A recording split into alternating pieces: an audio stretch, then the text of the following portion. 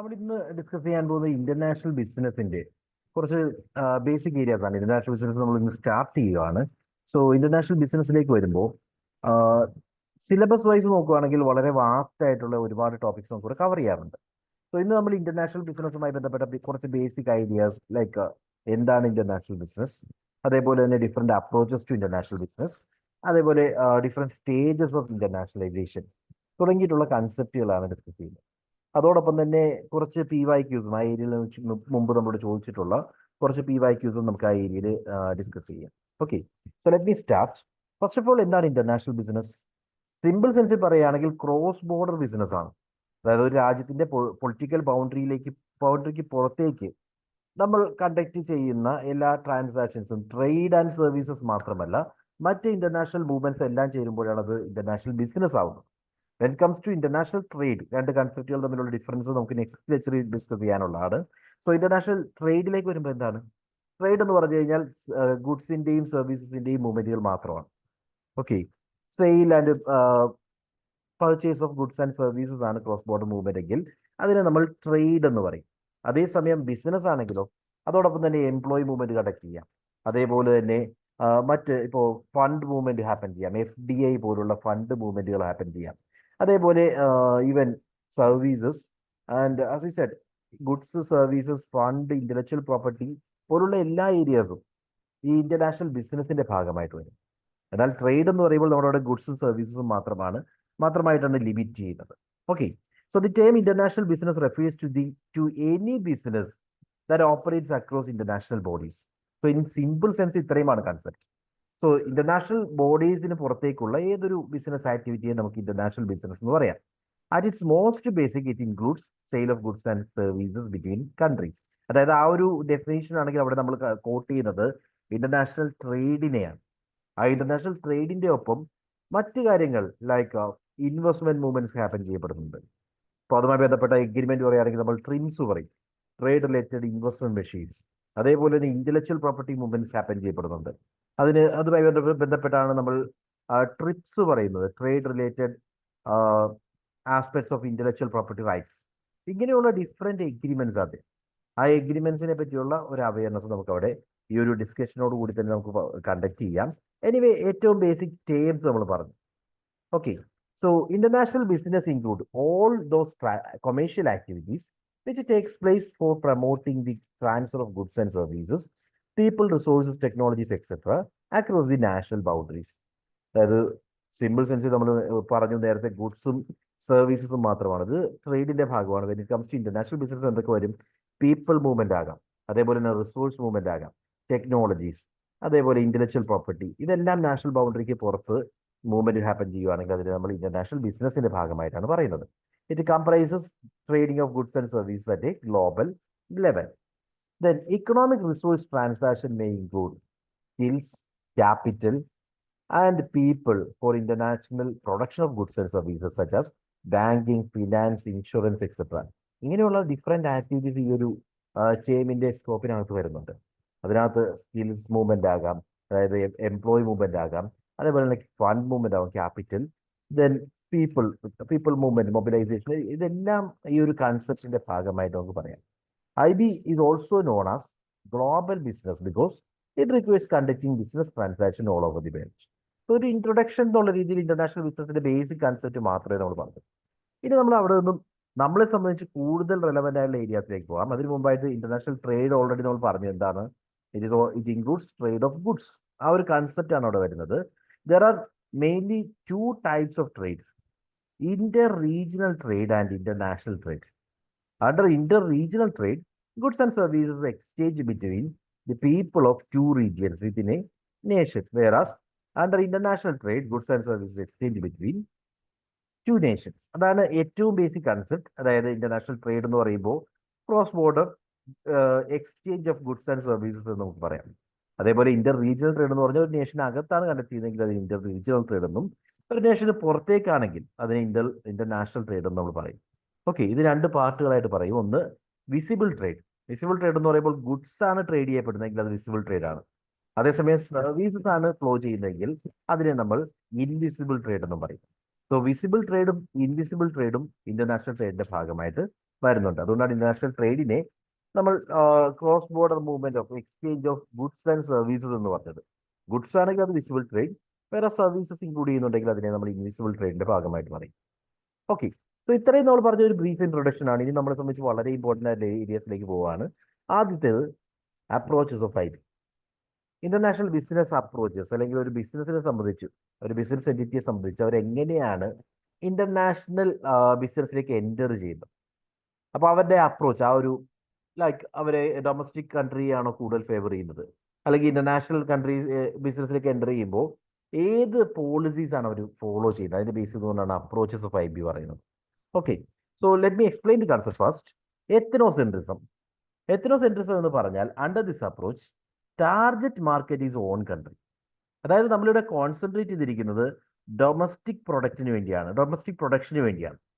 നമ്മൾ എന്താണോ പ്രൊഡ്യൂസ് ചെയ്യുന്നത് അത് ആദ്യം ഡൊമസ്റ്റിക് മാർക്കറ്റ് ഓറിയന്റഡ് ആയിട്ട് നമ്മൾ സെല്ല് ചെയ്യുന്നു. അതേസമയം എക്സസ് പ്രൊഡക്ഷൻ വന്നാൽ മാത്രം നമ്മൾ ഇന്റർനാഷണൽ ട്രേഡിലേക്ക് പോകും. അതർവൈസ് നമ്മുടെ ടാർഗറ്റ് മാർക്കറ്റ് എന്ന് പറയുന്നത് ഓൺ കൺട്രി തന്നെയാണ്. Excessive production will export due to change in customer taste preferences etcetera. Normally അങ്ങനെ ഹാപ്പൻ ചെയ്യപ്പെടുന്നത്. അതായത് എത്നോസെൻട്രിസം എന്ന് പറഞ്ഞു കഴിഞ്ഞാൽ നമ്മളിവിടെ നമ്മളുടെ രാജ്യത്തിന് കൂടുതൽ പ്രാധാന്യം കൊടുക്കും. ഇന്റർനാഷണൽ ബിസിനസ്സിലേക്ക് എൻ്റർ ചെയ്താലും നമ്മൾ ആദ്യം ഡൊമസ്റ്റിക് ട്രേഡിനായിരിക്കും കോൺസെൻട്രേറ്റ് ചെയ്യുന്നത്. ഇവിടുത്തെ പോളിസീസ്, നമ്മൾ ഡൊമസ്റ്റിക് മാർക്കറ്റിങ്ങിന് വേണ്ടി ഉപയോഗിക്കുന്ന സ്ട്രാറ്റജീസ് എല്ലാം തന്നെയായിരിക്കും അവിടെ ഫോളോ ചെയ്യുക. വേറെ ഇന്റർനാഷണൽ ട്രേഡിലേക്ക് എപ്പോഴാണ് എൻ്റർ ചെയ്യുക? നോർമലി നമുക്ക് എക്സസ് പ്രൊഡക്ഷൻ വരുവാണ്, അല്ലെങ്കിൽ കൂടുതൽ പ്രൊഡ്യൂസ് ചെയ്യാനുള്ള ഓപ്പർച്യൂണിറ്റി വരുവാണെങ്കിൽ അതിൽ ബേസിക് ലെവലിലുള്ള എക്സ്പോർട്ടിംഗ് വഴി നമ്മൾ ഇന്റർനാഷണൽ ബിസിനസ്സിലേക്ക് എൻ്റർ ചെയ്യുന്നു. അതിനെയാണ് എത്നോസെൻട്രിക് അപ്രോച്ച് എന്ന് പറയുന്നത്. ഓക്കെ, സിംപ്ലി ഓർക്കുക, ഇവിടെ ടാർഗറ്റ് മാർക്കറ്റ് ഏതാണ്? ഹോം കൺട്രിയാണ്. ഹോം കൺട്രിയിലേക്ക് വേണ്ടി പ്രൊഡ്യൂസ് ചെയ്യുന്നു. അതേസമയം എക്സസ് പ്രൊഡക്ഷൻ വരുവാണെങ്കിൽ ഏറ്റവും ബേസിക് ആയിട്ടുള്ള എൻട്രി മോഡാണ് എക്സ്പോർട്ടിങ്. സോ എക്സ്പോർട്ടിങ് ഉപയോഗിച്ചുകൊണ്ട് നമ്മൾ ഇന്റർനാഷണൽ മാർക്കറ്റിൽ എൻ്റർ ചെയ്യുന്നു. രണ്ടാമത് പോളിസെൻട്രിസം ആണ്. പോളിസെൻട്രിസം എന്ന് പറഞ്ഞാൽ it is just opposite of ethnocentrism. Ethnocentrism എന്തായിരുന്നു? അവിടെ നമ്മൾ നമ്മളുടെ ഡൊമസ്റ്റിക് മാർക്കറ്റിന് കൂടുതൽ പ്രാധാന്യം കൊടുക്കുകയാണ്. ഓക്കെ, അതേസമയം പോളിസെൻട്രിസം ആണെങ്കിലോ ഏതൊക്കെ മാർക്കറ്റുകളിൽ ഓപ്പറേറ്റ് ചെയ്യുന്നുണ്ടോ ആ മാർക്കറ്റിനനുസരിച്ചായിരിക്കും ഇവിടെ സ്ട്രാറ്റജി ഫോം ചെയ്യുന്നത്. ഓക്കെ, അതായത് ഇപ്പോൾ എത്നോസെൻട്രിസത്തിൽ ഇന്ത്യക്ക് വേണ്ടി നമ്മൾ പ്രൊഡക്റ്റുകൾ പ്രൊഡ്യൂസ് ചെയ്യുന്നു. എക്സസ് പ്രൊഡക്ഷൻ വരുവാണെങ്കിൽ ഇന്റർനാഷണൽ മാർക്കറ്റിലേക്ക് പോകുമെന്ന് പറഞ്ഞാൽ അവിടെ നമ്മൾ ആദ്യം ടാർഗറ്റ് ചെയ്തതും കസ്റ്റമറുടെ ടേസ്റ്റും പ്രിഫറൻസും നോക്കിയതും പൈലറ്റ് സ്റ്റഡി നടത്തിയതും എല്ലാം ഡൊമസ്റ്റിക് മാർക്കറ്റിന്റെയാണ്, അല്ലാതെ ഫോറിൻ മാർക്കറ്റിനെ പറ്റി നമ്മൾ ചിന്തിച്ചിട്ടേയില്ല. അതാണ് എത്നോസെൻട്രിസം. വേറെ പോളിസെൻട്രിസം എന്താണ്? പോളിസെൻട്രിസത്തിലേക്ക് വരുമ്പോൾ നമ്മൾ ടാർഗറ്റ് ചെയ്യുന്നത് ഓരോ കൺട്രീസുമാണ്. ഏതൊക്കെ കൺട്രീസിലാണോ നമ്മൾ ഓപ്പറേറ്റ് ചെയ്യുന്നത് ആ ഓരോ രാജ്യത്തിന് വേണ്ടി നമ്മൾ സ്ട്രാറ്റജി ഫോം ചെയ്യും. ഇന്ത്യയിൽ ഓപ്പറേറ്റ് ചെയ്യുന്നുണ്ടെങ്കിൽ നമ്മൾ ഇന്ത്യയിലേക്ക് വേണ്ടിയുള്ള സ്ട്രാറ്റജീസ് ഫോം ചെയ്യും. അതേപോലെ തന്നെ ഫോറിൻ മാർക്കറ്റിൽ ഓപ്പറേറ്റ് ചെയ്യുമ്പോൾ ആ ഫോറിൻ മാർക്കറ്റിന് വേണ്ടിയുള്ള, ലൈക്ക് ഇപ്പോൾ ചൈനയിൽ ഓപ്പറേറ്റ് ചെയ്യുന്നുണ്ടെങ്കിൽ ചൈനയ്ക്ക് വേണ്ടിയുള്ള പ്രൊഡക്റ്റും കസ്റ്റമർ ടേസ്റ്റും പ്രിഫറൻസും ഒക്കെ നോക്കിയിട്ടായിരിക്കും നമ്മൾ പ്രൊഡക്റ്റ് പ്രൊഡ്യൂസ് ചെയ്യുന്നത്. ഈ അപ്രോച്ചിനെയാണ് പോളിസെൻട്രിക് അപ്രോച്ച് എന്ന് പറയുന്നത്. ലൈക്ക് ഇപ്പോൾ ഒരു എക്സാമ്പിൾ പറയുകയാണെങ്കിൽ മാക്ഡൊണാൾഡ്സ് ഒക്കെ ചെയ്യുന്നത് എങ്ങനെയാണ്? മാക്ഡൊണാൾഡ്സിന്റെ ഒക്കെ കമ്പനിയുടെ അവരുടെ പ്രൊഡക്റ്റുകൾ ആ ഒരു മാർക്കറ്റിനനുസരിച്ച് ചേഞ്ചസ് വരുത്തും.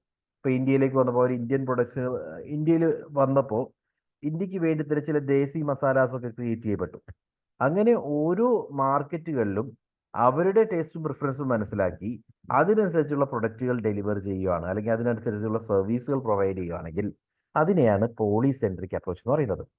Okay, so under this approach companies customizes marketing mix to meet the taste preferences and needs of the customers of each international market. എവിടെയൊക്കെ ഓപ്പറേറ്റ് ചെയ്യുന്നോ ആ ഓരോ രാജ്യത്തിലെയും കസ്റ്റമേഴ്സിന്റെ നീഡ് എന്താണെന്ന് നമ്മൾ നോക്കും, അവരുടെ പ്രിഫറൻസ് എന്താണെന്ന് നോക്കും. അതിനനുസരിച്ച് ആ ഒരു രീതിയിൽ അതിനെ മാച്ച് ചെയ്യുന്ന രീതിയിലുള്ള പ്രൊഡക്റ്റുകളായിരിക്കും ക്രിയേറ്റ് ചെയ്യുന്നത്. ഇതിനെയാണ് പോളിസെൻട്രിക് അപ്രോച്ച് എന്ന് പറയുന്നത്. Okay, so ethnocentrism, polycentrism. മൂന്നാമത്തെ അപ്രോച്ചാണ് റീജിയോസെൻട്രിസം. റീജിയോസെൻട്രിസം എന്ന് പറഞ്ഞാൽ under this approach a company operating successfully in a foreign country thinks of exporting other neighbouring countries of the host country. ഒരു എക്സാമ്പിൾ വെച്ച് എക്സ്പ്ലെയിൻ ചെയ്യാം. Regiocentrism എന്ന് പറഞ്ഞാൽ നമ്മളിപ്പോൾ പോളിസെൻട്രിക് അപ്രോച്ചിൽ എന്താ ചെയ്തത്? ഓരോ നേഷൻസും ഇൻഡിപെൻഡന്റ് ആയിട്ട് നമ്മൾ പഠിക്കുന്നു.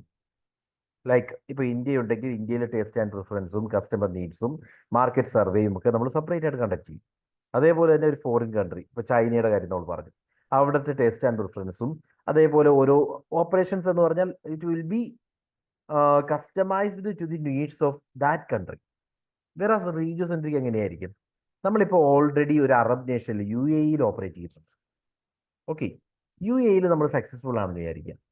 അപ്പോൾ അതേ ടേസ്റ്റും പ്രിഫറൻസും ഉള്ള, അല്ലെങ്കിൽ അതേ രീതിയിലുള്ള പ്രൊഡക്റ്റുകൾ ഡിമാൻഡ് ചെയ്യുന്ന മറ്റൊരു റീജിയൻ തന്നെ നമുക്ക് അവിടെ ഐഡന്റിഫൈ ചെയ്യാം. അതായത് Arab Nations.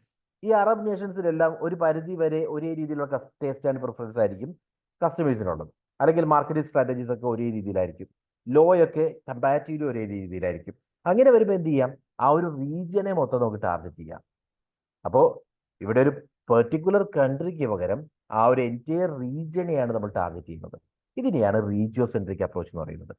Like in the case of European union. European യൂണിയനകത്ത് വരുന്ന രാജ്യങ്ങൾക്ക് എല്ലാവർക്കും വേണ്ടി നമ്മൾ ഒരേ അപ്രോച്ച് യൂസ് ചെയ്യുന്നു. ഇതാണ് regiocentric approach. Okay, at this stage the concerned subsidiary considers the regional environment such as laws, culture, policies, etc. for formulating the policies and strategies. ഇവിടെ നമ്മളൊരു പെർട്ടിക്കുലർ കൺട്രീസ് എൻവയോൺമെന്റ് അല്ല നോക്കുന്നത്, പകരം എന്താ, ആ ഒരു എൻറ്റയർ റീജിയനെ നോക്കും. ആ റീജിയനിനകത്ത് കോമൺ ആയിട്ട് സ്റ്റാൻഡേർഡ് ആയിട്ട് പോകുന്ന രീതിയിലുള്ള സ്ട്രാറ്റജീസ് ആയിരിക്കും നമ്മൾ അഡോപ്റ്റ് ചെയ്യുന്നത്. ഇതിനെയാണ് റീജിയോ സെൻട്രിക് അപ്രോച്ച് എന്ന് പറയുന്നത്. Then fourth level is geocentrism. Geocentrism എന്ന് പറഞ്ഞാൽ നമ്മളിവിടെ ഓരോ രാജ്യത്തിനും വേണ്ടി സെപ്പറേറ്റ് ആയിട്ടുള്ള ഒരു കാറ്റഗറി ക്രിയേറ്റ് ചെയ്യുന്നില്ല. പക്ഷെ പകരം എന്ത് ചെയ്യും? എല്ലാ രാജ്യത്തിനും അല്ലെങ്കിൽ എല്ലാ കസ്റ്റമേഴ്സിനും ആസ് എ ഗ്ലോബ് ഡിമാൻഡ് ചെയ്യുന്ന ഒരു സ്റ്റാൻഡേർഡ് പ്രൊഡക്റ്റ് ക്രിയേറ്റ് ചെയ്യുന്നു. ദെൻ എല്ലായിടത്തും ആ സ്റ്റാൻഡേർഡ് പ്രൊഡക്റ്റ് ആയിരിക്കും നമ്മൾ ഡെലിവർ ചെയ്യുന്നത്. അതിനെയാണ് ജിയോസെൻട്രിക് അപ്രോച്ച് എന്ന് പറയുന്നത്. ഒരു എക്സാമ്പിൾ പറയാമോ?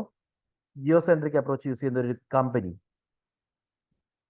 Coca Cola, right? കൊക്കോകോള ചെയ്യുന്നത് എന്താ? ഈ ജിയോസെൻട്രിസം ആണ്. അതായത് അവരൊരു സ്റ്റാൻഡേർഡൈസ്ഡ് പ്രൊഡക്റ്റ് ക്രിയേറ്റ് ചെയ്തിരിക്കുകയാണ്. ആൻഡ് അതിനകത്ത് വേരിയേഷൻസ് ഒന്നും വരുത്തുന്നില്ല. ഓൾ ഓവർ ദി ഗ്ലോബ് അവർ പ്രൊവൈഡ് ചെയ്യുന്നത് ആ സെയിം പ്രൊഡക്റ്റ് ആയിരിക്കും. അല്ലെങ്കിൽ അവർ യൂസ് ചെയ്യുന്ന മാർക്കറ്റിംഗ് സ്ട്രാറ്റജി സിമിലർ ആയിരിക്കും. ഇതിനെയാണ് ജിയോസെൻട്രിക് അപ്രോച്ച് എന്ന് പറയുന്നത്. So under this approach the company analyse the taste, preferences and needs of customers in all foreign markets and then adopts a standardized marketing mix for all foreign markets.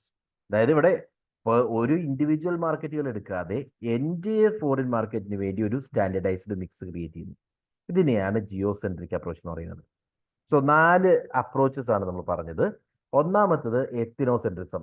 Domestic മാർക്കറ്റിംഗിലെ policies തന്നെ ഉപയോഗിച്ചുകൊണ്ട് foreign മാർക്കറ്റിൽ enter ചെയ്യുകയാണെങ്കിൽ അതിനെയാണ് എത്തിനോസെൻട്രിസം എന്ന് പറയുന്നത്. Simple സെൻസിൽ അങ്ങനെ മനസ്സിലാക്കാം.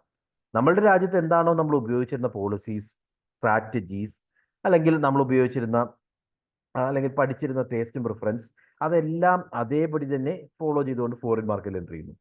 അതായത് നമ്മൾ ടാർഗറ്റ് ചെയ്തിരിക്കുന്ന ഡൊമസ്റ്റിനേഷൻ ആണ്. എക്സസ് പ്രൊഡക്ഷൻ ഒക്കെ വരുമ്പോൾ മാത്രമാണ് നമ്മൾ ഫോറിൻ മാർക്കറ്റിൽ എൻ്റർ ചെയ്യുന്നത്. ഇതിനെയാണ് എത്തിനോസെൻട്രിക് എന്ന് പറയുന്നത്. പോളിസെൻട്രിക് ആണെങ്കിലോ ഓരോ മാർക്കറ്റിനും വേണ്ടി ഡിഫറൻറ്റ് സ്ട്രാറ്റജീസ് ക്രിയേറ്റ് ചെയ്യുകയാണ്.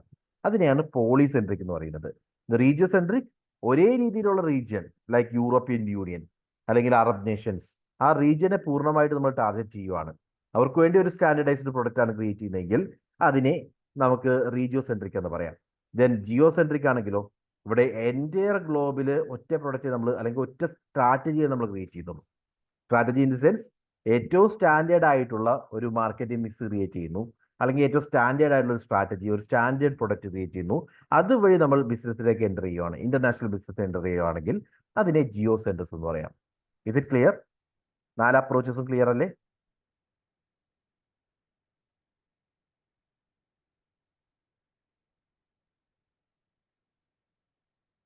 ഈ 4 അപ്രോച്ചസും നമുക്ക് ഇമ്പോർട്ടൻ്റ് ആണ്. ഓക്കെ, ഞാൻ കാണിച്ചു തരാം. ഇതുമായി ബന്ധപ്പെട്ട ക്വസ്റ്റ്യൻസ് വന്നിരിക്കുന്നത് കാണാം. ബിഫോർ ദാറ്റ് ഒരു ചെറിയ ഏരിയയും കൂടി ഉണ്ട്, സ്റ്റേജസ് ഓഫ് ഇന്റർനാഷണലൈസേഷൻ. ഇത് കഴിഞ്ഞിട്ട് റിലേറ്റഡ് ക്വസ്റ്റ്യൻസ് കാണാം. സ്റ്റേജസ് ഓഫ് ഇന്റർനാഷണലൈസേഷൻ എന്ന് പറയുമ്പോൾ ഏറ്റവും ബേസിക് സ്റ്റേജ് ആണ് ഒരു ഡൊമസ്റ്റിക് കമ്പനി. അതായത് ഇവിടെ ഡൊമസ്റ്റിക് കമ്പനി എന്ന് പറഞ്ഞാൽ എന്തായിരിക്കും? അപ്രോച്ച് പൂർണ്ണമായിട്ട് എത്നോസെൻട്രിക് ആയിരിക്കും. അതായത് നമ്മളവിടെ നമ്മളുടെ ഓപ്പറേഷൻ ആയിക്കോട്ടെ, വിഷൻ ആയിക്കോട്ടെ, മിഷൻ ആയിക്കോട്ടെ, ഇതെല്ലാം ആ നേഷണൽ ബൗണ്ടറിക്ക് അകത്ത് നിന്നുകൊണ്ടായിരിക്കും ചിന്തിക്കുക. ഇപ്പോൾ ഇന്ത്യക്ക് അകത്തുള്ള ഡൊമസ്റ്റിക് കമ്പനി എന്ന് പറഞ്ഞാൽ that will be operating within India, that's all. അതാണ് ഉദ്ദേശിക്കുന്നത്. അപ്പോൾ നമ്മളുടെ മാർക്കറ്റിങ്ങും സ്ട്രാറ്റജീസും എല്ലാം ആ ഒരു നേഷനകത്തുള്ള പോപ്പുലേഷനെ ബേസ് ചെയ്തുകൊണ്ടായിരിക്കും. ഇനി ഇന്റർനാഷണൽ കമ്പനി ആണെങ്കിലോ, ഇന്റർനാഷണൽ എന്നുള്ള പേര് കേൾക്കുമ്പോൾ നിങ്ങൾ ആലോചിക്കണം, ഫസ്റ്റ് സ്റ്റേജ് ഇസ് ഡൊമസ്റ്റിക്. അതിന് തൊട്ട് മുകളിലേക്ക് പോയാൽ, അതായത് നമ്മൾ എക്സ്പോർട്ടിങ് വഴി ഫോറിൻ മാർക്കറ്റിൽ എൻ്റർ ചെയ്യുന്ന ആ ഒരു സ്റ്റേജിനെയാണ് ഇന്റർനാഷണൽ കമ്പനി എന്ന് പറയുന്നത്. അതായത് it focus on domestic practices, എത്നോസെൻട്രിസമാണ്. ഡൊമസ്റ്റിക് പ്രാക്ടീസസിൽ കോൺസെൻട്രേറ്റ് ചെയ്യും, but extend its wings to foreign countries. നമ്മൾ കൂടുതൽ കോൺസെൻട്രേറ്റ് ചെയ്തിരിക്കുന്നത് ഡൊമസ്റ്റിക് മാർക്കറ്റിലാണ്, ഇന്ത്യൻ മാർക്കറ്റിലാണ്. അതേസമയം നമുക്ക് എക്സസ് പ്രൊഡക്ഷൻ ഒക്കെ ഉണ്ട്, പ്രൊഡ്യൂസ് ചെയ്യാനുള്ള കേപ്പബിലിറ്റി ഉണ്ട്. അങ്ങനെയുള്ള സിറ്റുവേഷനിൽ കൂടുതൽ പ്രൊഡ്യൂസ് ചെയ്തിട്ട് അഡീഷണൽ ആയിട്ട് വരുന്നത് നമ്മൾ ചിലപ്പോൾ ശ്രീലങ്കയ്ക്കായിരിക്കും.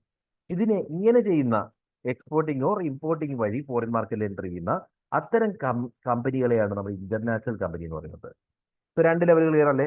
ഡൊമസ്റ്റിക് കൺട്രി ഒരു നേഷനകത്ത്, international country near export or import വഴി ഫോറിൻ മാർക്കറ്റിൽ എൻ്റർ ചെയ്യുകയാണെങ്കിൽ അതിനെ നമ്മൾ ഇന്റർനാഷണൽ കമ്പനി എന്ന് പറയും. എത്നോസെൻട്രിസമാണ് രണ്ടിടത്തും വരുന്നത്. ദെൻ മൾട്ടിനാഷണൽ കമ്പനി ആണെങ്കിലോ different strategy four different markets, polycentric approach. ഓരോ മാർക്കറ്റിലും ഓപ്പറേറ്റ് ചെയ്യുമ്പോൾ അവർക്ക് വേണ്ടി ഡിഫറെന്റ് സ്ട്രാറ്റജീസ് ബിൽഡ് ചെയ്യും. ഒന്നിൽ കൂടുതൽ രാജ്യങ്ങളിൽ ഓപ്പറേറ്റ് ചെയ്യുന്നു. ആ ഓപ്പറേറ്റ് ചെയ്യുന്ന ഓരോ നേഷനിലും അതിന് ആപ്റ്റ് ആയിട്ടുള്ള ഒരു പോളിസി ആയിരിക്കും, ഒരു സ്ട്രാറ്റജി ആയിരിക്കും ക്രിയേറ്റ് ചെയ്യുന്നത്. ഇത്തരം കമ്പനികളെയാണ് മൾട്ടിനാഷണൽ കമ്പനി, MNCs എന്ന് പറയുന്നത്. ഓക്കെ, മൾട്ടിനാഷണൽ കഴിഞ്ഞു കഴിഞ്ഞാൽ ഗ്ലോബൽ കമ്പനി. ഗ്ലോബൽ കമ്പനി എന്ന് പറഞ്ഞാൽ it means either producers in one country or market globally, or producers globally and market domestically. അതായത് ഇതിന് കുറച്ചുകൂടി സിമ്പിൾ ആയിട്ട് പറഞ്ഞാൽ നമ്മൾ ഗ്ലോബൽ കൺസെപ്റ്റിൽ എപ്പോഴും ഉദ്ദേശിക്കുന്നത് ഒരു സ്റ്റാൻഡേർഡൈസ്ഡ് പ്രൊഡക്റ്റ് എന്നാണ്. അതായത് നമ്മളിവിടെ ഒരു പ്രൊഡക്റ്റ് ക്രിയേറ്റ് ചെയ്യുന്നു, നമ്മൾ അല്ലെങ്കിൽ ഒരു കൃത്യമായുള്ള സ്ട്രാറ്റജി ബിൽഡ് ചെയ്യുന്നു. ആ സ്ട്രാറ്റജി എവിടേക്ക് ഓപ്പറേറ്റ് ചെയ്യുന്നുണ്ടോ അതേ സ്ട്രാറ്റജി തന്നെ യൂസ് ചെയ്യുവാണെങ്കിൽ അതൊരു ഗ്ലോബൽ കമ്പനിയാണ്. ഓക്കെ, ജിയോസെൻട്രിസം യൂസ് ചെയ്യുന്ന കമ്പനികളാണ്. അതായത് നമ്മളിവിടെ ഒന്നിൽ കൂടുതൽ രാജ്യങ്ങളിൽ ഓപ്പറേറ്റ് ചെയ്യുന്നുണ്ട്. അപ്പോൾ ആ ഒന്നിൽ കൂടുതൽ രാജ്യങ്ങളിൽ ഓപ്പറേറ്റ് ചെയ്യുമ്പോൾ will be using the same strategy. അങ്ങനെ വരുന്ന സിറ്റുവേഷനിലാണ് ഗ്ലോബൽ കമ്പനി എന്ന് പറയുന്നത്. ഇത് മറ്റൊരു എക്സാമ്പിൾ എന്നുള്ള രീതിയിൽ പറഞ്ഞതാണ്. ഒന്ന് either producers in one country, ഒന്നെങ്കിൽ ഒരു രാജ്യത്ത് പ്രൊഡ്യൂസ് ചെയ്യുന്നു, പല ഗ്ലോബലി അത് മാർക്കറ്റ് ചെയ്യുന്നു, അല്ലെങ്കിൽ ഗ്ലോബിനെ പലയിടത്തായിട്ട് പ്രൊഡ്യൂസ് ചെയ്തിട്ട് ലോക്കലി മാർക്കറ്റ് ചെയ്യുന്നു. ഇങ്ങനെയുള്ള കമ്പനികൾ ഗ്ലോബൽ കമ്പനീസിന് എക്സാമ്പിൾ ആണ്. ഇനി ഗ്ലോബൽ കമ്പനി കൺസെപ്റ്റ് ഓർത്തേക്കുക. സ്റ്റാൻഡേർഡൈസ് എന്നുള്ള വേർഡാണ് എപ്പോഴും ഗ്ലോബലിൽ മാച്ച് ചെയ്യുന്നത്. സ്റ്റാൻഡേർഡൈസ് എന്ന് പറയുമ്പോൾ ഒരു standard product, standard strategy create ചെയ്യുന്നു. ആ സ്ട്രാറ്റജി ഉപയോഗിച്ചുകൊണ്ട് എല്ലാവരിലേക്കും എത്താൻ ശ്രമിക്കുകയാണെങ്കിൽ അത് ഗ്ലോബലാണ്. ദെൻ അതിന് കുറച്ചുകൂടി മുകളിലാണ് ട്രാൻസ്നാഷണൽ. ഈ ഒരു ഓർഡർ പലപ്പോഴും അങ്ങോട്ടും ഇങ്ങോട്ടും മാറാറുണ്ട് പല ടെക്സ്റ്റുകളിലും. ഈവൻ ദോ കൺസെപ്റ്റിൽ ചിന്തിക്കുമ്പോൾ ട്രാൻസ്നാഷണലാണ് ഏറ്റവും മുകളിൽ വരുന്നത് കേട്ടോ. സോ ട്രാൻസ്നാഷണൽ എന്ന് പറഞ്ഞു കഴിഞ്ഞാൽ ഇന്റഗ്രേഷൻ വളരെ ഹൈ ആയിരിക്കും. അതായത് ലോകത്ത് പലയിടത്തായിട്ട് പല രീതിയിൽ എൻ്റർ ചെയ്യപ്പെടുന്നു. സബ്സിഡറീസ് ഉണ്ടാകാം, പല കമ്പനികളുണ്ടാകാം. അങ്ങനെ പലയിടത്തായിട്ട് പ്രസൻസ് ഉണ്ട്. As A global as A all തന്നെ പ്രസൻസ് ഉണ്ട്. ആൻഡ് ഇതെല്ലാം സെൻട്രലൈസ്ഡ് ആണ്. ഇതിന്റെ എല്ലാം കൺട്രോൾ ഒരു പാർട്ടിയിലാണ്, അല്ലെങ്കിൽ ഒരു ഹെഡ് ഈസ് ദർ. അങ്ങനെയുള്ള സിറ്റുവേഷനിലാണ് ട്രാൻസ്നാഷണൽ കമ്പനീസ് എന്ന് പറയുന്നത്.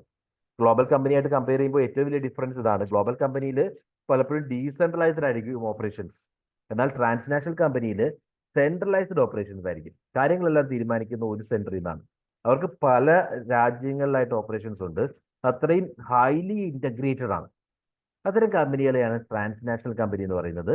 It will produce, markets, invest or operates across the globe. ഗ്ലോബിൽ എല്ലായിടത്തും ഇവരുടെ ഓപ്പറേഷൻസ് അവൈലബിൾ ആയിരിക്കും, അല്ലെങ്കിൽ പലയിടത്തായിട്ട് ഓപ്പറേഷൻസ് അവൈലബിൾ ആണ്. അതേപോലെ മാർക്കറ്റിംഗ് ചെയ്യുന്നുണ്ട്, ഇൻവെസ്റ്റ് ചെയ്യുന്നുണ്ട്. എന്നിരുന്നാൽ കൂടിയും സെൻട്രലൈസ്ഡ് കൺട്രോൾ ആണ്. എല്ലാ കാര്യങ്ങളും ഒരു ഹെഡിലെത്തുന്നു, അല്ലെങ്കിൽ ഒരു തീരുമാനം ചെയ്യുന്നത് ഒരു സെൻട്രലൈസ്ഡ് ബോഡിയാണ്. അങ്ങനെയുള്ള സ്ട്രക്ചറാണ് ട്രാൻസ്നാഷണൽ കമ്പനി എന്ന് പറയുന്നത്. ഓക്കെ, സോ 4 ലെവലുകൾ ഓർക്കുക. 4 അല്ല, 5 സ്റ്റേജസ്. ആദ്യം ഒരു domestic company, then international company, then multinational company, global company. അതിനും കുറച്ചുകൂടി ഇന്റഗ്രേഷനെ ബേസ് ചെയ്തുകൊണ്ട് കുറച്ചുകൂടി വലിയ കൺസെപ്റ്റ് ആയിട്ടാണ് നമ്മൾ ട്രാൻസ്നാഷണൽ കമ്പനീസിനെ പറയുന്നത്. ഓക്കെ, സോ റിലേറ്റഡ് ആയിട്ടുള്ള കുറച്ച് MCQs കണ്ടാലോ. PYQs. MCQs എന്ന് പറയുന്നതിലും നല്ലത് നമ്മുടെ പ്രീവിയസ് ഇയർ ക്വസ്റ്റ്യൻസ് ആണ്. And you need to remember, previous year questions important ആണ്, വെരി വെരി ഇമ്പോർട്ടൻ്റ് ആണ്. എന്തുകൊണ്ടാണെന്ന് വെച്ച് കഴിഞ്ഞാൽ അതേ ഏരിയയിൽ നിന്നും വീണ്ടും ക്വസ്റ്റ്യൻസ് വരാം. ഓക്കെ, ഇവിടെ തന്നെ നമുക്ക് റിപ്പീറ്റേഷൻ കാണാം.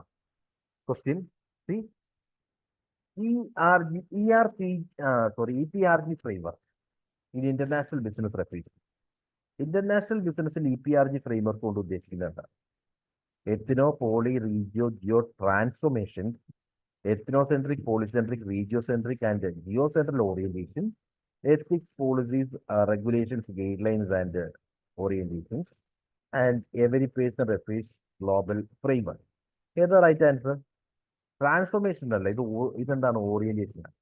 അതായത് എങ്ങനെയാണ് ഒരു കമ്പനി നിലനിൽക്കുന്നത്, അവരെങ്ങനെയാണ് പ്ലാൻ ചെയ്യുന്നത്, അതിനെയാണ് നമ്മൾ ഈ ഒരു EPRG ഫ്രെയിംവർക്ക് കൊണ്ട് ഉദ്ദേശിക്കുന്നത്. അതായത് ചിലപ്പോൾ എത്നോസെൻട്രിക് ആയിരിക്കും അവരുടെ അപ്രോച്ച്. ഓറിയന്റേഷൻ എന്ന് പറഞ്ഞ അപ്രോച്ച്. ഓക്കെ. അതേപോലെ പോളിസെൻട്രിക് ആകാം, റീജിയോസെൻട്രിക് ആകാം, ജിയോസെൻട്രിക് ആകാം. So right answer is option B, ethnocentric, polycentric, regiocentric, then geocentric orientation. ഇതാണ് ഒരു പ്രീവിയസ് ക്വസ്റ്റ്യൻ ആണ്. സോ EPRG ഫ്രെയിംവർക്ക് എന്ന് പറഞ്ഞാൽ ഇതാണ് ഉദ്ദേശിക്കുന്നത്. മറ്റൊരു ക്വസ്റ്റ്യൻ കാണാമല്ലോ. See, list 1 and list 2 multinational കോർപ്പറേഷൻസുമായി ബന്ധപ്പെട്ടാണ് പറഞ്ഞിരിക്കുന്നത്. സി, ലിസ്റ്റ് 1 പറയുന്നത് type of MNC multinational corporations ആണ്, ആൻഡ് അവരുടെ basic features: ethnocentric firms, polycentric firms, geocentric firms. Features പറഞ്ഞിരിക്കുന്നത് maintain a balance in home and host market oriented policy, then seldom distinguishes between domestic and global orientation policy, follows a host market policy. Okay, let me explain the concepts. അപ്പോൾ ഇത് approach, ഈ question ചോദിച്ചിരിക്കുന്ന approach കുറച്ചുകൂടി different ആണ്. എന്താ ഉദ്ദേശിച്ചിരിക്കുന്നത്? നമ്മളിപ്പോൾ ഒരു എത്നോസെൻട്രിക് ഫേം ആണെങ്കിൽ അവരെങ്ങനെ ഓപ്പറേറ്റ് ചെയ്യുക? എത്നോസെൻട്രിക് ആണെങ്കിൽ അവരുടെ ഡൊമസ്റ്റിക് ഓപ്പറേഷൻസ് തന്നെയാണ് അവർ ഫോറിൻ മാർക്കറ്റിൽ യൂസ് ചെയ്യുന്നത്. അതായത് they are not distinguishing between domestic market and foreign markets ആണല്ലോ. അവർ എന്താണോ ഡൊമസ്റ്റിക് മാർക്കറ്റിൽ ചെയ്തിരിക്കുന്ന സ്ട്രാറ്റജീസ് അതേപടി തന്നെ ഫോറിൻ മാർക്കറ്റിൽ എൻ്റർ ചെയ്യുന്നു. ഒരു തരത്തിലുള്ള ഡിഫറൻസിയേഷനും ഇല്ല. അങ്ങനെയുള്ള കമ്പനികളെയാണ് നമ്മൾ എന്തെന്ന് പറയുന്നത്? The companies that operating on ethnocentric approach. Okay, so നിങ്ങൾക്ക് മാച്ച് ചെയ്യാലോ ഇവിടെ. എത്നോസെൻട്രിക് ഫേംസ് എന്ന് പറഞ്ഞാൽ they seldom distinguish between domestic and global operation policies. അതായത് ഡിസ്റ്റിങ്വിഷൻ എന്ന് പറയുന്നത് ഇല്ല, അങ്ങനെ ഡിസ്റ്റിങ്വിഷ് ചെയ്യപ്പെടുന്നില്ല, ഡിഫറൻസിയേഷൻ ചെയ്യുന്നില്ല. സോ ഡൊമസ്റ്റിക് മാർക്കറ്റ് ഓപ്പറേഷൻസും ഗ്ലോബൽ ഓപ്പറേഷൻസും ഒരുപോലെയാണ് ചെയ്യുന്നത്. അതിനെയാണ് എത്നോസെൻട്രിക് എന്ന് പറയുന്നത്. ഇനി പോളിസെൻട്രിക് ആണെങ്കിലോ, കോസ്റ്റ് മാർക്കറ്റ് ഏതാണോ അതിനനുസരിച്ചുള്ള അപ്രോച്ച് ക്രിയേറ്റ് ചെയ്യും. അതായത് ഏതൊക്കെ മാർക്കറ്റുകളിൽ ഓപ്പറേറ്റ് ചെയ്യുന്നുണ്ടോ അവർക്ക് ആപ്റ്റ് ആയിട്ടുള്ള രീതിയിലായിരിക്കും ഈ കമ്പനി ആക്ട് ചെയ്യുന്നത്. So it means it follows A host market policy. അതായത് എവിടെയാണോ ഹോസ്റ്റ് ആവുന്നത് ആ രാജ്യത്തെ മാർക്കറ്റിനെ പറ്റി പഠിക്കുന്നു, അതിനനുസരിച്ചുള്ള പ്രൊഡക്റ്റുകൾ, അതിനനുസരിച്ചുള്ള സർവീസുകൾ, അതിനനുസരിച്ചുള്ള strategies. So the right answer is option B, follows host market policy. Then what about geocentric approach? Geocentric approach എന്ന് പറഞ്ഞാൽ ഇത് രണ്ട് അപ്രോച്ചുകളുടെ ഒരു മിക്സ് ആണ്, അല്ലെങ്കിൽ ഇത് രണ്ടിന്റെയും അഡ്വാൻറ്റേജസ് നമുക്ക് എടുക്കാവുന്ന ഒന്നാണ് ജിയോസെൻട്രിസം. എന്തുകൊണ്ടാണെന്ന് വെച്ച് കഴിഞ്ഞാൽ ഇവിടെ നമുക്കൊരു സ്റ്റാൻഡേർഡ് ഉണ്ട്. ഓക്കെ, സ്റ്റാൻഡേർഡ് അപ്രോച്ച് ഉണ്ട്. ആൻഡ് ഡൊമസ്റ്റിക്കലി തന്നെ നമുക്ക് വേണമെങ്കിൽ ആ സ്റ്റാൻഡേർഡ് ബിൽഡ് ചെയ്യാം. ഡൊമസ്റ്റിക് പ്രൊഡക്റ്റിനെ ബേസ് ചെയ്തുകൊണ്ട് നമ്മളൊരു സ്റ്റാൻഡേർഡൈസ്ഡ് അപ്രോച്ച് ക്രിയേറ്റ് ചെയ്യാം. അതുകൊണ്ട് എന്താണ്, എത്നോസെൻട്രിക്കിന്റെ ഫീച്ചേഴ്സ് ഉണ്ട്, ഡൊമസ്റ്റിക് ഓറിയന്റഡ് ആയിട്ട് നമുക്ക് പറയാം, ബിക്കോസ് ഡിഫറൻസിയേഷൻ ഇല്ല. അതേസമയം ഒരു സ്റ്റാൻഡേർഡ് പ്രൊഡക്റ്റും ഉണ്ട്. ആ സ്റ്റാൻഡേർഡ് പ്രൊഡക്റ്റ് രണ്ടും കൂടെ വരുമ്പോൾ ഇതൊരു മിഡിലാണ്. ഈ രണ്ട് അപ്രോച്ചുകളുടെയും ഒരു ബാലൻസ് ആയിട്ടാണ് ജിയോസെൻട്രിക്സിനെ പറയുന്നത്. ഇത് ഇവിടെ ഓർത്താൽ മതി. ഇത് maintains a balance between home and host oriented policies. Home പോളിസീസും ഹോസ്റ്റ് പോളിസീസും ബാലൻസ് ചെയ്യുന്ന ഒരു അപ്രോച്ചാണ് ജിയോസെൻട്രിസം. ഈ മൂന്ന് കൺസെപ്റ്റും ക്ലിയർ ആണോ? Ethnocentrism, polycentrism and geocentrism. Okay, match ചെയ്തു. Is it clear? Fine.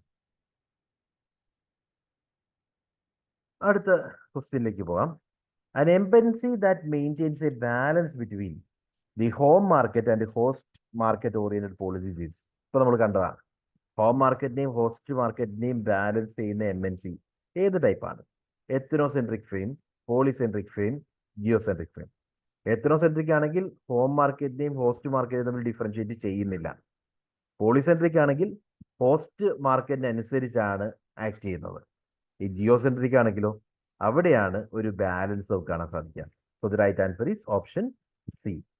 Right, option C ആണ് റൈറ്റ് ആൻസർ. ഓക്കെ, ഇത് ഓപ്ഷനിൽ ഒരു മിസ്റ്റേക്ക് വന്നിരിക്കുന്നതാണ്. ആൻസർ ഇത് തന്നെയാണ്, ജിയോസെൻട്രിസം ആണ്. മാർക്ക് ചെയ്തിരിക്കുന്നതിൽ മിസ്റ്റേക്ക് ആണ്. ദെൻ അടുത്ത ക്വസ്റ്റ്യനിലേക്ക് പോകാമല്ലോ. An approach of managing international operations in which nationally is downplayed and nationality is downplayed and the fame actively searches on worldwide or regional basis for the best people to fill key position. It is known as. അതായത് ഇവിടെ നമ്മൾ എന്താണ്, നമ്മളുടെ nationality എന്ന് പറയുന്നതിന് കൂടുതൽ importance കൊടുക്കുന്നില്ല. അതായത് ഈ ഒരു അപ്രോച്ച് ഇവിടെ നമ്മൾ ഉദ്ദേശിക്കുന്നത് എന്താ, നമ്മൾ എംപ്ലോയീസിനെ കണ്ടെത്തുമ്പോൾ നമ്മളുടെ നാഷണലിലുള്ള ആളുകളെ തന്നെ വേണമെന്ന് പറയുന്നില്ല.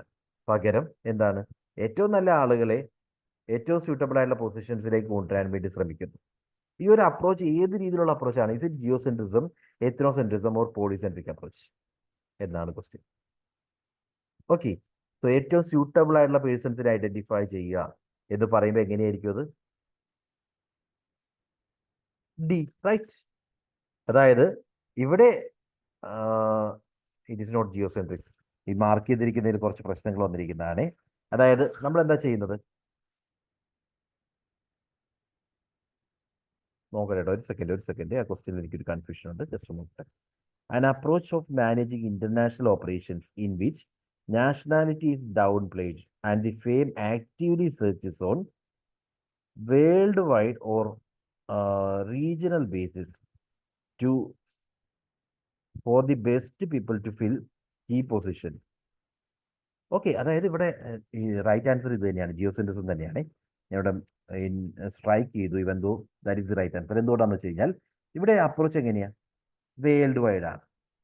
അതായത് ഒരു സ്റ്റാൻഡേർഡ് ആയിട്ടുള്ള ആളെ നമുക്ക് കണ്ടെത്തിയാൽ മതി, അല്ലെങ്കിൽ സ്റ്റാൻഡേർഡ് ആയിട്ട് എവിടുന്ന് വേണമെങ്കിലും ആളെ കണ്ടെത്തിയാൽ മതി. അല്ലെങ്കിൽ റീജിയണൽ ബേസിസ്, റീജിയോസെൻട്രിസം. ഒന്നെങ്കിൽ ജിയോസെൻട്രിസം അല്ലെങ്കിൽ റീജിയോസെൻട്രിസം. അതവിടെ പറഞ്ഞിട്ടുണ്ട്. Actually searches on world wide ബേസിസിലോ അല്ലെങ്കിൽ റീജിയണൽ ബേസിലോ.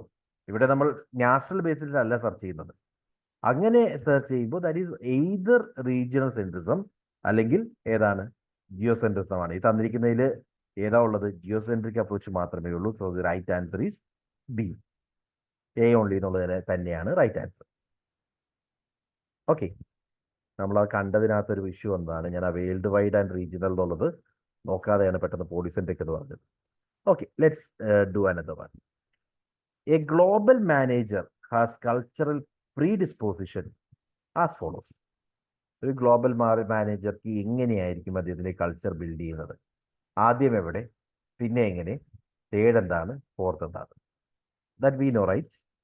ഏറ്റവും ബേസിക് ലെവൽ അദ്ദേഹം എങ്ങനെയായിരിക്കും? എത്നോസെൻട്രിക് ആയിരിക്കും. മീൻസ് അദ്ദേഹം കോൺസെൻട്രേറ്റ് ചെയ്യുന്നത് ഡൊമസ്റ്റിക് മാർക്കറ്റിലായിരിക്കും. അതിനുശേഷം എന്താവും? പോളിസെൻട്രിസം ഫോളോ ചെയ്യും. അതിന് മുകളിലേക്ക് പോയി കഴിഞ്ഞാൽ അദ്ദേഹം റീജിയോസെൻട്രിക് ആയിട്ട് മാറും. റീജിയോസെൻട്രിസത്തിന് മുകളിൽ റീജിയോസെൻട്രിക് ആയിട്ട് മാറും. അതിന് മുകളിൽ പോകുമ്പോഴാണ് എങ്ങനെയാവുന്നത്? ഗ്ലോബ് ആസ് എ വോൾ എന്ന് പറയുന്ന അപ്രോച്ച് കിട്ടുന്നത്. ഓക്കെ, സോ ദാറ്റ് EPRG ഫ്രെയിംവർക്കിനെ പറ്റിയാണ് ഈ ക്വസ്റ്റ്യൻ ചോദിച്ചിരിക്കുന്നത്. Okay, so first one D ആണ്. ഡി ആദ്യം വരണം, then C, then A and B. Option 4 ആണ് റൈറ്റ് ആൻസർ. അടുത്ത question. When the values and priorities of the parent organization guides the strategic decision making of all its international operations, it is known as. Answer ഒന്ന് തന്നെ. അതായത് ഇവിടെ പറഞ്ഞിരിക്കുന്നത് എന്താ? The values and priorities of parent organization guides the strategic decision making of all its international operations. Parent organisation എവിടെയായിരിക്കും? ഇപ്പോൾ ഇന്ത്യയിലാണ് parent organisation എങ്കിൽ നമ്മളുടെ സബ്സിഡറീസ് ഓഫ് ഫോറിൻ മാർക്കറ്റിലായിരിക്കും. ഇപ്പൊ ഇന്ത്യയിലെ വാല്യൂസും ഇന്ത്യയിലെ കാര്യങ്ങളും എല്ലാം ഫോളോ ചെയ്തുകൊണ്ടാണ് ഫോറിൻ ഓപ്പറേഷൻസ് വരുന്നത്. ഒന്നുകൂടി ശ്രദ്ധിച്ചു നോക്കും. പാരന്റ് ഓർഗനൈസേഷൻ എന്ന് പറഞ്ഞു കഴിഞ്ഞാൽ ഡൊമസ്റ്റിക്കലി റൺ ചെയ്യുന്നതാകും. ഇന്ത്യയിലാണെങ്കിൽ ഇപ്പോൾ let me tell you one example. ഇപ്പോൾ നമ്മളുടെ കമ്പനി ABC ലിമിറ്റഡ് ആണെന്ന് വിചാരിക്കാം. ഈ ABC ലിമിറ്റഡ് ഇന്ത്യയിൽ വർക്ക് ചെയ്തുകൊണ്ടിരിക്കുന്നു. ഓക്കെ, അതിനുശേഷം നമ്മുടെ സബ്സിഡറീസ് ഫോറിൻ മാർക്കറ്റിലുണ്ട്. നമ്മൾ ABC ലിമിറ്റഡിന്റെ ഒരു സബ്സിഡറി UAE ക്രിയേറ്റ് ചെയ്തു, ഒരു സബ്സിഡറി അമേരിക്ക ക്രിയേറ്റ് ചെയ്യുന്നു വിചാരിക്കാം. ഈ രണ്ട് കമ്പനികളും വർക്ക് ചെയ്യുന്നത് പാരന്റ് ഓർഗനൈസേഷന്റെ എല്ലാ ലോസും എല്ലാ റൂൾസും അല്ലെങ്കിൽ അതിന്റെ വാല്യൂസ് എല്ലാം അതേപടി തന്നെ ഫോളോ ചെയ്തുകൊണ്ടാണ്. അതിനർത്ഥം എന്താണ്? That there is no differentiation. ഇന്ത്യയിൽ ഓപ്പറേറ്റ് ചെയ്യുന്നത് എങ്ങനെയാണോ അതേപോലെയാണ് ഫോറിൻ മാർക്കറ്റുകളിൽ ഓപ്പറേറ്റ് ചെയ്യുന്നത്. ഓക്കെ, ആ ഒരു അപ്രോച്ചിന് എന്താ വിളിക്കുന്നത്? എത്നോസെൻട്രിസം. ഇവിടെ കോൺസെൻട്രേറ്റ് ചെയ്തിരിക്കുന്നത് നമ്മൾ എങ്ങനെയാണോ ഇന്ത്യയിൽ ഓപ്പറേറ്റ് ചെയ്യുന്നത് അതേ സ്ട്രാറ്റജി തന്നെ ഫോറിൻ മാർക്കറ്റിൽ യൂസ് ചെയ്യുന്നു. നമ്മളത് എത്നോസെൻട്രിസത്തിന്റെ എക്സാമ്പിൾ പറഞ്ഞപ്പോൾ നമ്മൾ എക്സ്പോർട്ട് വഴിയൊക്കെ എൻ്റർ ചെയ്യുമ്പോഴാണ് നോർമലി ആ ഒരു അപ്രോച്ച് യൂസ് ചെയ്യുന്നത് പറഞ്ഞു. എക്സ്പോർട്ട് വഴി എൻ്റർ ചെയ്യുമ്പോഴാണ് ആ അപ്രോച്ച് നന്നായി വരിക. അതേസമയം നമ്മുടെ സബ്സിഡീസ് ഒക്കെ ഫോറിൻ മാർക്കറ്റിൽ ക്രിയേറ്റ് ചെയ്തിട്ട് അവിടെയും നമ്മളുടെ ഇന്ത്യയിൽ യൂസ് ചെയ്തിരുന്ന അതേ സ്ട്രാറ്റജീസ് ഫോളോ ചെയ്യുകയാണെങ്കിൽ ദാറ്റ് മെ നോട്ട് വർക്ക്. എന്തുകൊണ്ടാണ്? ഇന്ത്യയിലുള്ള അതേ ലോയും അതേ പോളിസീസും അതേ പീപ്പിളും അല്ല അവിടെ ഉള്ളത്. അതുകൊണ്ട് എപ്പോഴും പോളിസെൻട്രിസമോ റീജിയോ സെൻട്രിസമോ ജിയോ സെൻട്രിസമോ ഒക്കെയാണ് ബെറ്റർ ഫോറിൻ മാർക്കറ്റിൽ ഓപ്പറേറ്റ് ചെയ്യുമ്പോൾ. അതേസമയം നമ്മളുടെ ഡൊമസ്റ്റിക് മാർക്കറ്റിനെ തന്നെ അതേ കൺസെപ്റ്റ് തന്നെ ഫോളോ ചെയ്തിട്ടാണ്, അല്ലെങ്കിൽ ആ വാല്യൂസും പ്രയോറിറ്റീസും എല്ലാം ഡൊമസ്റ്റിക് മാർക്കറ്റിൽ തന്നെയാണ് ഫോളോ ചെയ്യുന്നതെങ്കിൽ അതിനെ വിളിക്കുന്നത് എത്നോസെൻട്രിക് ഓറിയന്റേഷൻ എന്നാണ്. ഓക്കെ, എത്നോസെൻട്രിസം ഇവിടെ ഫോളോ ചെയ്തിരിക്കുന്ന എത്നോസെൻട്രിസം ആണ്. മനസ്സിലായോ?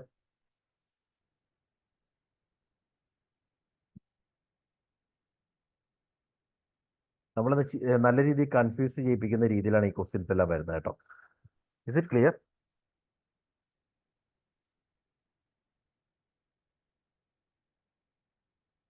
ഓക്കെ, ജസ്റ്റ് ഓർക്കുക, നമ്മളിപ്പോൾ എത്നോസെൻട്രിക് അപ്രോച്ച് എന്ന് പറഞ്ഞു കഴിഞ്ഞാൽ ഇങ്ങനെ ചിന്തിച്ചു നോക്കിയത്, നമ്മൾ നേരത്തെ എക്സാമ്പിൾ പറഞ്ഞതിന് പകരം ഇങ്ങനെ ചിന്തിക്കുക. എത്നോസെൻട്രിസം എന്ന് പറഞ്ഞു കഴിഞ്ഞാൽ ഡൊമസ്റ്റിക്കിന് കൂടുതൽ പ്രാധാന്യം കൊടുക്കും. ഓക്കെ, അതായത് ഏതാണോ കൺട്രി ഓപ്പറേറ്റ് ചെയ്യുന്ന നേഷൻ, ആ നേഷൻസിന്റെ വാല്യൂസിന് കൂടുതൽ പ്രാധാന്യം കൊടുക്കുകയാണെങ്കിൽ ഇത് എത്നോസെൻട്രിസമാണ്. പോളിസെൻട്രിസമോ എവിടെ ഓപ്പറേറ്റ് ചെയ്യുന്നു, ഏത് ഹോസ്റ്റ് കൺട്രിയിലാണ് ഓപ്പറേറ്റ് ചെയ്യുന്നത് അവിടുത്തെ കാര്യങ്ങൾക്കനുസരിച്ച് ഓപ്പറേറ്റ് ചെയ്യുകയാണെങ്കിൽ അത് പോളിസെൻട്രിസമാണ്. അതേസമയം റീജിയോ സെൻട്രിസമോ ഒരു റീജിയൻ മൊത്തം ടാർഗറ്റ് ചെയ്തിട്ട് അവരുടെ ഒരു സ്റ്റാൻഡേർഡൈസ്ഡ് പ്രൊഡക്റ്റ് ക്രിയേറ്റ് ചെയ്യുകയാണ്. ഇപ്പോൾ യൂറോപ്പ് എന്ന് പറയുന്ന റീജിയൻ മൊത്തം നമ്മൾ ടാർഗറ്റ് ചെയ്തു, അവിടെ അവർക്ക് എല്ലാവർക്കും പറ്റുന്ന ഒരു സ്റ്റാൻഡേർഡൈസ്ഡ് ആയിട്ടുള്ള സർവീസ് നമ്മൾ ഓഫർ ചെയ്യും.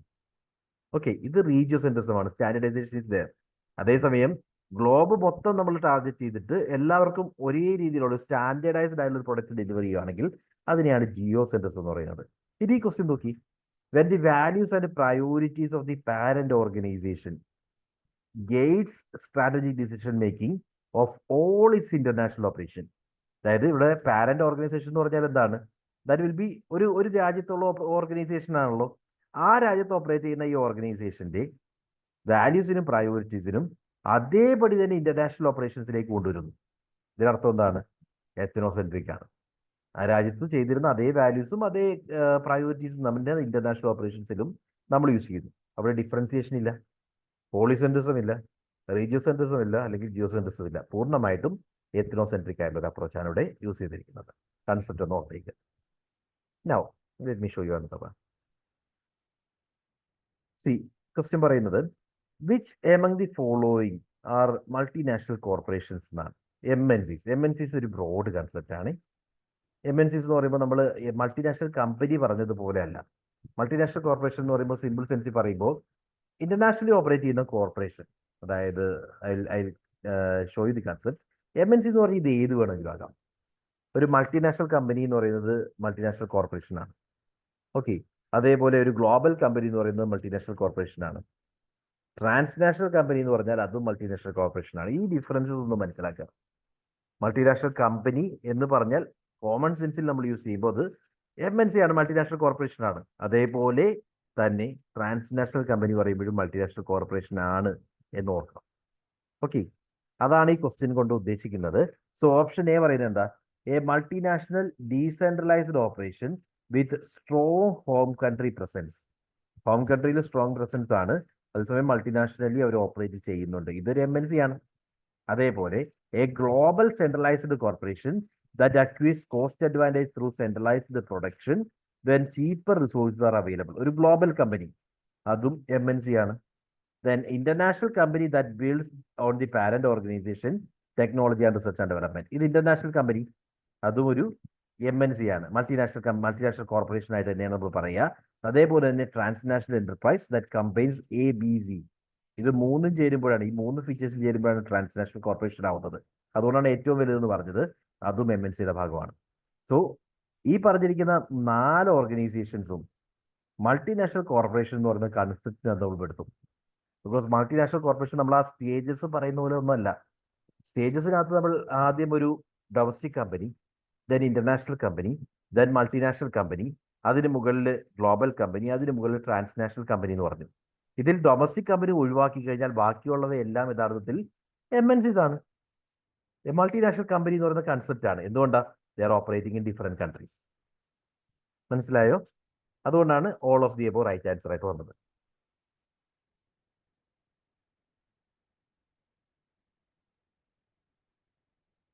കിട്ടിയോ?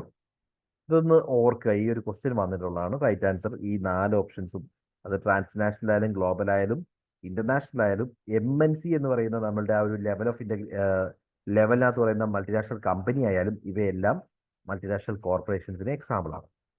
കിട്ടിയോ?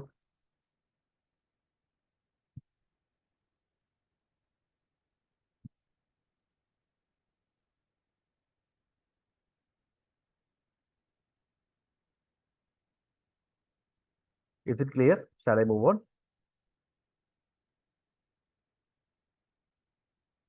Okay, fine. അടുത്ത question. Indicate the right sequence of stages of internationalisation. ഇത് പലയിടത്തും പല രീതി പറഞ്ഞിട്ടുണ്ട്. എന്നിരുന്നാൽ കൂടിയും നമ്മൾ കണ്ട ട്രാൻസ്നാഷണൽ കമ്പനിയാണ് ഏറ്റവും ടോപ്പിൽ വരേണ്ടത്. ഓക്കെ, നമ്മൾ ഓർത്തേക്കുക. സോ ഫസ്റ്റ് സ്റ്റേജ് ഏതാണ്? ഇന്റർനാഷണൽ കമ്പനി ഓർ ഡൊമസ്റ്റിക് കമ്പനിയുടെ ഡൊമസ്റ്റിക് കമ്പനി, അതിനുശേഷം ഇന്റർനാഷണൽ കമ്പനി, അതിന് മുകളിൽ ഇന്റർനാഷണൽ കമ്പനി കഴിഞ്ഞ് കഴിഞ്ഞാൽ മൾട്ടിനാഷണൽ കമ്പനി, അതിന് മുകളിൽ ഗ്ലോബൽ കമ്പനി, അതിന് മുകളിൽ ട്രാൻസ്നാഷണൽ കമ്പനി. ബിക്കോസ് ഗ്ലോബൽ കമ്പനിയുടെ ഫീച്ചേഴ്സ് എല്ലാം ട്രാൻസ്നാഷണൽ കമ്പനിക്കകത്ത് വരുന്നുണ്ട്. ഓക്കെ, ചില ടെക്സ്റ്റുകളിൽ ട്രാൻസ്നാഷണൽ കമ്പനി കഴിഞ്ഞ് ഗ്ലോബൽ കമ്പനി പറയും. അതും അക്സെപ്റ്റഡ് ആണ്. ബിക്കോസ് ഗ്ലോബൽ സെൻസ് ഉപയോഗിക്കുന്നതുകൊണ്ട് അതും അക്സെപ്റ്റഡ് ആണ്. ഈവൻ ദോ നമ്മുടെ റൈറ്റ് ആൻസർ ആയിട്ട് വന്നിരുന്നത് ഇങ്ങനെയാണ്. സോ ഇന്റർനാഷണൽ കമ്പനി നമ്മളാ പറഞ്ഞിരിക്കുന്ന സ്റ്റേജസ് തന്നെ ഓർക്കുക. ഇന്റർനാഷണൽ കമ്പനി, അതിനുശേഷം മൾട്ടിനാഷണൽ, അതിനുശേഷം ഗ്ലോബൽ, അതിനുശേഷം transnational. Okay, so just remember that. ഇനി നമ്മൾ അടുത്തൊരു ഏരിയയിലേക്ക് പോകുന്നു. സോ ഇതുവരെ നമ്മൾ ഏറ്റവും ബേസിക് ആയിട്ടുള്ള കുറച്ച് കൺസെപ്റ്റുകൾ കണ്ടു. ഇനി ഇക്കണോമിക് ഇന്റഗ്രേഷൻ ആണ് അടുത്ത ടോപ്പിക്. ഇക്കണോമിക് ഇന്റഗ്രേഷൻ എന്ന് പറഞ്ഞാൽ എന്താണ്? നമ്മളിപ്പോൾ ബെനിഫിറ്റ് നേടാൻ വേണ്ടി ചില രാജ്യങ്ങൾ ഒരുമിച്ച് നിൽക്കാറുണ്ട്. ട്രേഡുമായി ബന്ധപ്പെട്ട് അഡീഷണൽ ബെനിഫിറ്റ് നേടിയെടുക്കുക, അല്ലെങ്കിൽ റെസ്ട്രിക്ഷൻസ് ഒഴിവാക്കുക തുടങ്ങിയ ലക്ഷ്യമായിട്ടായിരിക്കും ചില ഗ്രൂപ്പിങ്ങുകൾ ക്രിയേറ്റ് ചെയ്യുന്നത്. ഈ ഗ്രൂപ്പിങ്ങുകളെയാണ് നമ്മൾ ഇന്റഗ്രേഷൻ എന്ന് പറയുന്നത്, ഇക്കണോമിക് ഇന്റഗ്രേഷൻ. സോ അതിൽ ഏറ്റവും ഇമ്പോർട്ടൻ്റ് ആയിട്ട് അറിഞ്ഞിരിക്കേണ്ട ബേസിക് കൺസെപ്റ്റ് ആണ് ട്രേഡിംഗ് ബ്ലോക്ക് എന്താണ്. So A trading regional trading bloc is a group of countries within a geographical region that protect themselves from import from non-members in other geographical regions. അതായത് ഇപ്പോൾ ഇന്ത്യയും പാകിസ്ഥാനും ഒരുമിച്ച് ചേർന്നുകൊണ്ട് ഒരു റീജിയണൽ ട്രേഡിംഗ് ബ്ലോക്ക് ക്രിയേറ്റ് ചെയ്തു എന്ന് പറഞ്ഞാൽ അവർക്കിടയിൽ ട്രേഡ് ചെയ്യുമ്പോൾ കുറച്ച് അഡ്വാൻറ്റേജസും, അതേസമയം ഫോറിൻ ഇമ്പോർട്ടുകൾ വരുമ്പോൾ ഫോറിൻ പാർട്ടീസുമായിട്ട് ട്രേഡ് ചെയ്യുമ്പോൾ ഒരു ഒരുമിച്ച് നിന്നുകൊണ്ടുള്ള ബെനിഫിറ്റ് നേടിയെടുക്കുക. ഈ പർപ്പസ് ആണ് ട്രേഡിംഗ് ബ്ലോക്കുകൾക്ക് എല്ലാം ഉള്ളത്.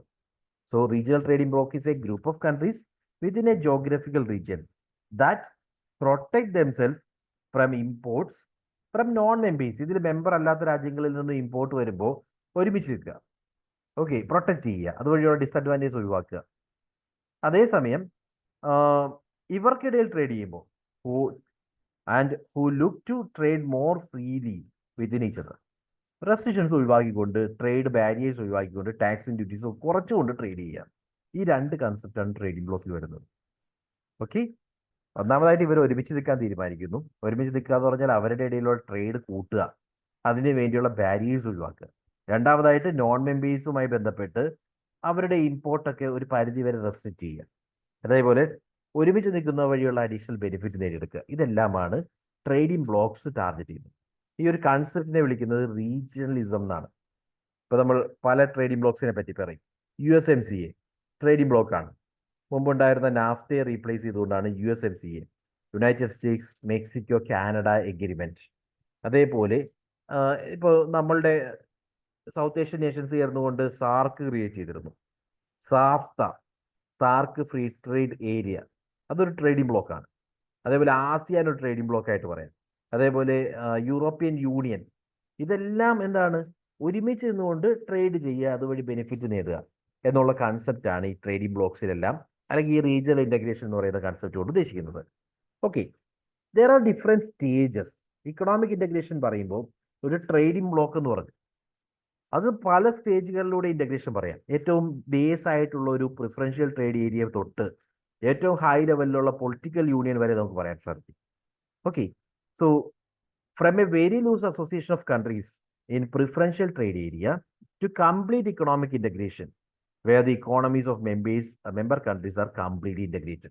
അതായത് ഏറ്റവും ബേസിക് ലെവലിൽ ചില പ്രൊഡക്റ്റുകൾ എക്സ്പോർട്ട് ചെയ്യുമ്പോൾ മാത്രം റിലാക്സേഷൻസ് കൊണ്ടുവരുന്നു. ഈ രാജ്യങ്ങൾക്കിടയിൽ ഒരുമിച്ച് നിന്നിട്ട് തീരുമാനിക്കുകയാണ്, ഇപ്പോൾ പെട്രോളിയം പ്രൊഡക്റ്റുമായി ബന്ധപ്പെട്ട് ടാക്സ് നമുക്ക് കുറയ്ക്കാം. പെട്രോളിയം പ്രൊഡക്റ്റ് ഇന്ത്യയിൽ നിന്ന് പാകിസ്ഥാനിലേക്ക് പോകുമ്പോഴും പാകിസ്ഥാനിൽ നിന്ന് ഇന്ത്യയിലേക്ക് വരുമ്പോഴും റെസ്ട്രിക്ഷൻസ് ഒഴിവാക്കാം എന്ന് തീരുമാനിക്കുകയാണെങ്കിൽ അതിനെ പ്രിഫറൻഷ്യൽ ട്രേഡ് ഏരിയ എന്ന് പറയും. അതേസമയം ഇന്ത്യയും പാകിസ്ഥാനും ഒരുമിച്ച് നിന്നുകൊണ്ട് കംപ്ലീറ്റ് ഇന്റഗ്രേഷനിലേക്ക് പോവാണ്. നമ്മളുടെ സെൻട്രൽ ബാങ്ക് ഒന്നാക്കുന്നു, കറൻസി ഒന്നാക്കുന്നു, അങ്ങനെയൊക്കെ പറയുമ്പോൾ ആ ഒരു ലെവലിലേക്ക് പോകുമ്പോൾ അത് കംപ്ലീറ്റ് ഇക്കണോമിക് ഇന്റഗ്രേഷൻ ആണ്. സോ ഈ രണ്ട് രീതിയിൽ ഏറ്റവും ബേസിക് ആയിട്ടുള്ള പ്രിഫറൻഷ്യൽ ട്രേഡ് ഏരിയ തൊട്ട് ഏറ്റവും ഹയസ്റ്റ് ലെവലായിട്ടുള്ള കംപ്ലീറ്റ് ഇന്റഗ്രേഷൻ വരെ നമുക്ക് ഇതിനകത്ത് കാണാൻ സാധിക്കും. ഓക്കെ, സോ ഡിഫറെന്റ് സ്റ്റേജുകൾ നമുക്ക് കാണാം. ആദ്യത്തെ ലെവൽ നമ്മൾ പറയുന്നത് പ്രിഫറൻഷ്യൽ ട്രേഡ് ഏരിയ ആണ്. എന്താണെന്ന് ഞാൻ പറഞ്ഞു. എന്തായിരുന്നു preferential trade area? So when countries within a geographical region agree to reduce or eliminate tariff barrier. There are different types of barrier. Tariff barriers, non-tariff barriers ഉണ്ട്. അവ എന്താ നമുക്ക് ഡീറ്റെയിൽ ആയിട്ട് നെക്സ്റ്റ് ലെക്ചറിൽ കാണാം. അതിനു മുമ്പ് ജസ്റ്റ് ഓർക്കുക, they are agree to reduce or eliminate tariff barrier on selected goods. ഇതാണ് ഞാൻ നേരത്തെ പറഞ്ഞത്, പെട്രോളിയം പ്രൊഡക്റ്റ് എന്ന് വിചാരിക്കാം. Petroleum product. സോ ഒരു എക്സാമ്പിൾ ആയിട്ട്, അതായത് ഇന്ത്യയും പാകിസ്ഥാനും ഒരു പ്രിഫറൻഷ്യൽ ട്രേഡ് ഏരിയ ക്രിയേറ്റ് ചെയ്യാൻ വേണ്ടി ഒരുമിച്ച് ചെയ്യുന്നതുകൊണ്ട് നമുക്കിടയിൽ ട്രേഡ് ചെയ്യുമ്പോൾ ഈ പെർട്ടിക്കുലർ ഗുഡ്സിൽ, ഇപ്പോൾ ടെക്സ്റ്റൈൽസിൽ നമ്മൾ ടാക്സ് ഒഴിവാക്കാൻ തീരുമാനിക്കുന്നു. ടെക്സ്റ്റൈൽസ് ക്രോസ് കൺട്രി മൂവ് ചെയ്യുമ്പോൾ ടാക്സ് കുറയ്ക്കുക അല്ലെങ്കിൽ എലിമിനേറ്റ് ചെയ്യുക എന്ന് പറയുകയാണെങ്കിൽ അതിനെയാണ് പ്രിഫറൻഷ്യൽ ട്രേഡ് ഏരിയ എന്ന് പറയുന്നത്. Okay, so preferential trade area exist when countries within a geographical region agree to reduce or eliminate tariff barrier. Non tariff barriers അല്ല, താരിഫ് ബാരിയർ മീൻസ് ടാക്സസ് ആയിട്ടുള്ള ബാരിയേഴ്സ് അത് ഒഴിവാക്കും അല്ലെങ്കിൽ കുറയ്ക്കുന്നു. ഓൺ സെലക്റ്റഡ് ഗുഡ്സ്, എല്ലാ ഗുഡ്സിനും അല്ല, സെലക്റ്റഡ് ഗുഡ്സ് ലൈക്ക് ടെക്സ്റ്റൈൽസിൽ മാത്രം അല്ലെങ്കിൽ പെട്രോളിയം പ്രൊഡക്ട്സിൽ മാത്രം, ഇങ്ങനെ ഏതെങ്കിലും സെലക്റ്റഡ് ഏരിയയിൽ മാത്രം കുറയ്ക്കുന്നു. അങ്ങനെ ചെയ്യുന്ന സിറ്റുവേഷനെയാണ് നമ്മൾ പ്രിഫറൻഷ്യൽ ട്രേഡ് ഏരിയ എന്ന് പറയുന്നത്. So this is open the first small step towards creating A trading block. ഏറ്റവും ആദ്യത്തെ സ്റ്റെപ്പായിട്ട് പറയാം, ഏറ്റവും ചെറിയ റിലേഷൻ ആണ് ഇവിടെ ഉള്ളത്. ചില ഗുഡ്സിൽ മാത്രം റിലാക്സേഷൻസ് കൊടുക്കുന്നു. Agreements may be between two countries, that may be bilateral agreement, or between several countries, multilateral agreement ആകാം. ബൈലാറ്ററൽ എന്ന് പറഞ്ഞാൽ രണ്ട് രാജ്യങ്ങൾ തമ്മിലുള്ള എഗ്രിമെന്റ്, ഇന്ത്യ പാകിസ്ഥാൻ. മൾട്ടിലാറ്ററൽ എന്ന് പറഞ്ഞു കഴിഞ്ഞാൽ സൗത്ത് ഏഷ്യൻ നേഷൻസ് ഒക്കെ ഒരുമിച്ച് ചെയ്തുകൊണ്ടിരിക്കുകയാണ്. ആ സിറ്റുവേഷനിൽ മൾട്ടിലാറ്ററൽ എന്ന് പറയും. ഇതൊക്കെ കൺസെപ്റ്റ്സ് ആണ്. സോ എന്താണ് പ്രിഫറൻഷ്യൽ ട്രേഡ് ഏരിയ എന്നുള്ളത് മനസ്സിലായില്ലേ? പ്രിഫറൻഷ്യൽ ട്രേഡ് ഏരിയ ചില ഗുഡ്സിൽ താരിഫ് കുറയ്ക്കുന്നു അല്ലെങ്കിൽ എലിമിനേറ്റ് ചെയ്യുന്നു. ഇനി കുറച്ചുകൂടി മുകളിലേക്ക് പോയി കഴിഞ്ഞാൽ free trade area. Free trade area is created when two or more countries in A region agree to reduce or eliminate barriers to trade on all goods coming from other members. ഇപ്പോൾ പറഞ്ഞിരിക്കുന്നത് എന്താ, നേരത്തെ selected ഗുഡ്സിലായിരുന്നു, എന്നാൽ ഇവിടെ വരുമ്പോൾ എല്ലാ ഗുഡ്സിനും ഒഴിവാക്കും. അതിനെയാണ് ഫ്രീ ട്രേഡ് ഏരിയ എന്ന് പറയുന്നത്. സോ ഇന്ത്യയും പാകിസ്ഥാനും തമ്മിൽ ഒരു ഫ്രീ ട്രേഡ് ഏരിയ ക്രിയേറ്റ് ചെയ്താൽ അവർ പറയുന്നത് എന്തായിരിക്കും, നമ്മളുടെ രാജ്യങ്ങൾക്കിടയിൽ ട്രാൻസാക്ഷൻസ്, ഗുഡ്സ് മൂവ്മെന്റ്സ് നടത്തുമ്പോൾ ഒരു താരിഫ് ബാരിയറും വേണ്ട, ബാരിയേഴ്സ് എല്ലാം ഒഴിവാക്കാം എന്ന് തീരുമാനിക്കുകയാണെങ്കിൽ അതിനെയാണ് ഫ്രീ ട്രേഡ് ഏരിയ എന്ന് പറയുന്നത്. So free trade area is created when two or more countries in a region agree to reduce or eliminate barriers to trade on all goods coming from the other member. NAFTA ഇപ്പോൾ അത് USMCA ആയിട്ട് മാറി. It's an example. Naphtha എന്ന് പറഞ്ഞാൽ north Atlantic free trade agreement ആയിരുന്നു. ഈ USA-യും മെക്സിക്കോയും കാനഡയും തമ്മിലുള്ള agreement ആയിരുന്നു. അതിന് 2019 നാഫ്ത ഒഴിവാക്കിയിട്ട് അവർ മറ്റൊരു എഗ്രിമെന്റ് സൈൻ ചെയ്തു. അതിനെയാണ് USMCA എന്ന് പറയുന്നത്, United States Mexico Canada agreement. Okay, so അത് ഫ്രീ ട്രേഡ് ഏരിയക്ക് എക്സാമ്പിൾ ആണ്. ഇനി കുറച്ചുകൂടി മുകളിലേക്ക് പോയാലോ, അതിനെ കസ്റ്റംസ് യൂണിയൻ എന്ന് പറയും. So a customs union involves removal of, രണ്ട് കാര്യങ്ങൾ ഓർക്കുക. ഒന്ന്, removal of tariff between members. അതായത് removal of tariff between members എന്ന് പറഞ്ഞാൽ ഏതാണ്, ഇതിനെയാണ് ഫ്രീ ട്രേഡ് ഏരിയ എന്ന് പറയുന്നത്. ഫ്രീ ട്രേഡ് ഏരിയ ഉണ്ട്, അതോടൊപ്പം എന്തുകൂടി വരും, plus together with acceptance of a common unified external tariff against non-members.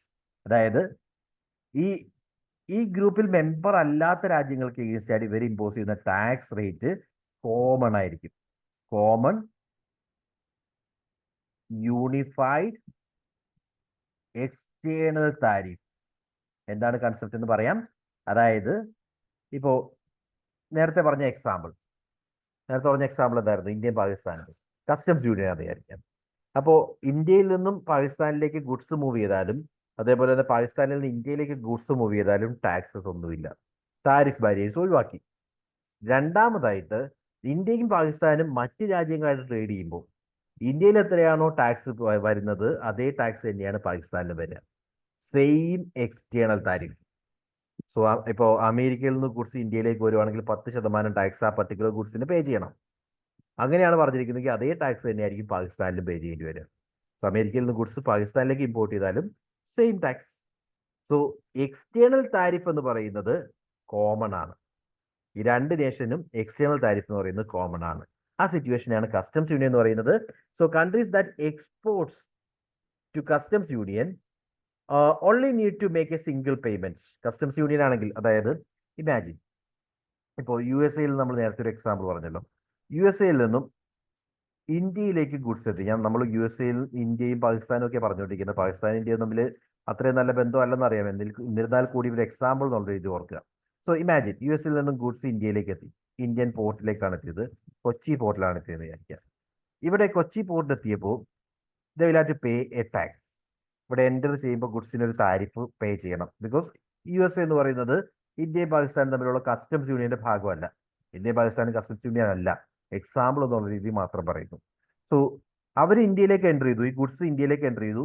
ഈ ഒരു പോയിന്റിൽ എൻ്റർ ചെയ്യുന്ന ആ പോയിന്റിൽ ടാക്സ് പേ ചെയ്യണം. അതിനുശേഷം ഇന്ത്യയിൽ നിന്നും ആ ഗുഡ്സ് പാകിസ്ഥാനിലേക്ക് എൻ്റർ ചെയ്യുമ്പോൾ ഈ പോയിന്റിൽ പിന്നെ ടാക്സ് പേ ചെയ്യേണ്ട. ബിക്കോസ് ഈ രണ്ട് രാജ്യങ്ങളും കസ്റ്റംസ് യൂണിയൻ ആണ്. മനസ്സിലായോ? ഓർക്കുക, ഫസ്റ്റ് തിങ് ഒരു ഫ്രീ ട്രേഡ് ഏരിയ ഉണ്ട്. രണ്ടാമതായിട്ട് എക്സ്റ്റേണൽ താരിഫ് ഒരുപോലാണ്. അതേപോലെ തന്നെ ഈ നേഷൻസിന് ഇടയിലുള്ള മൂവ്മെന്റ് എന്ന് പറയുന്നത് ഫ്രീ ആണ്.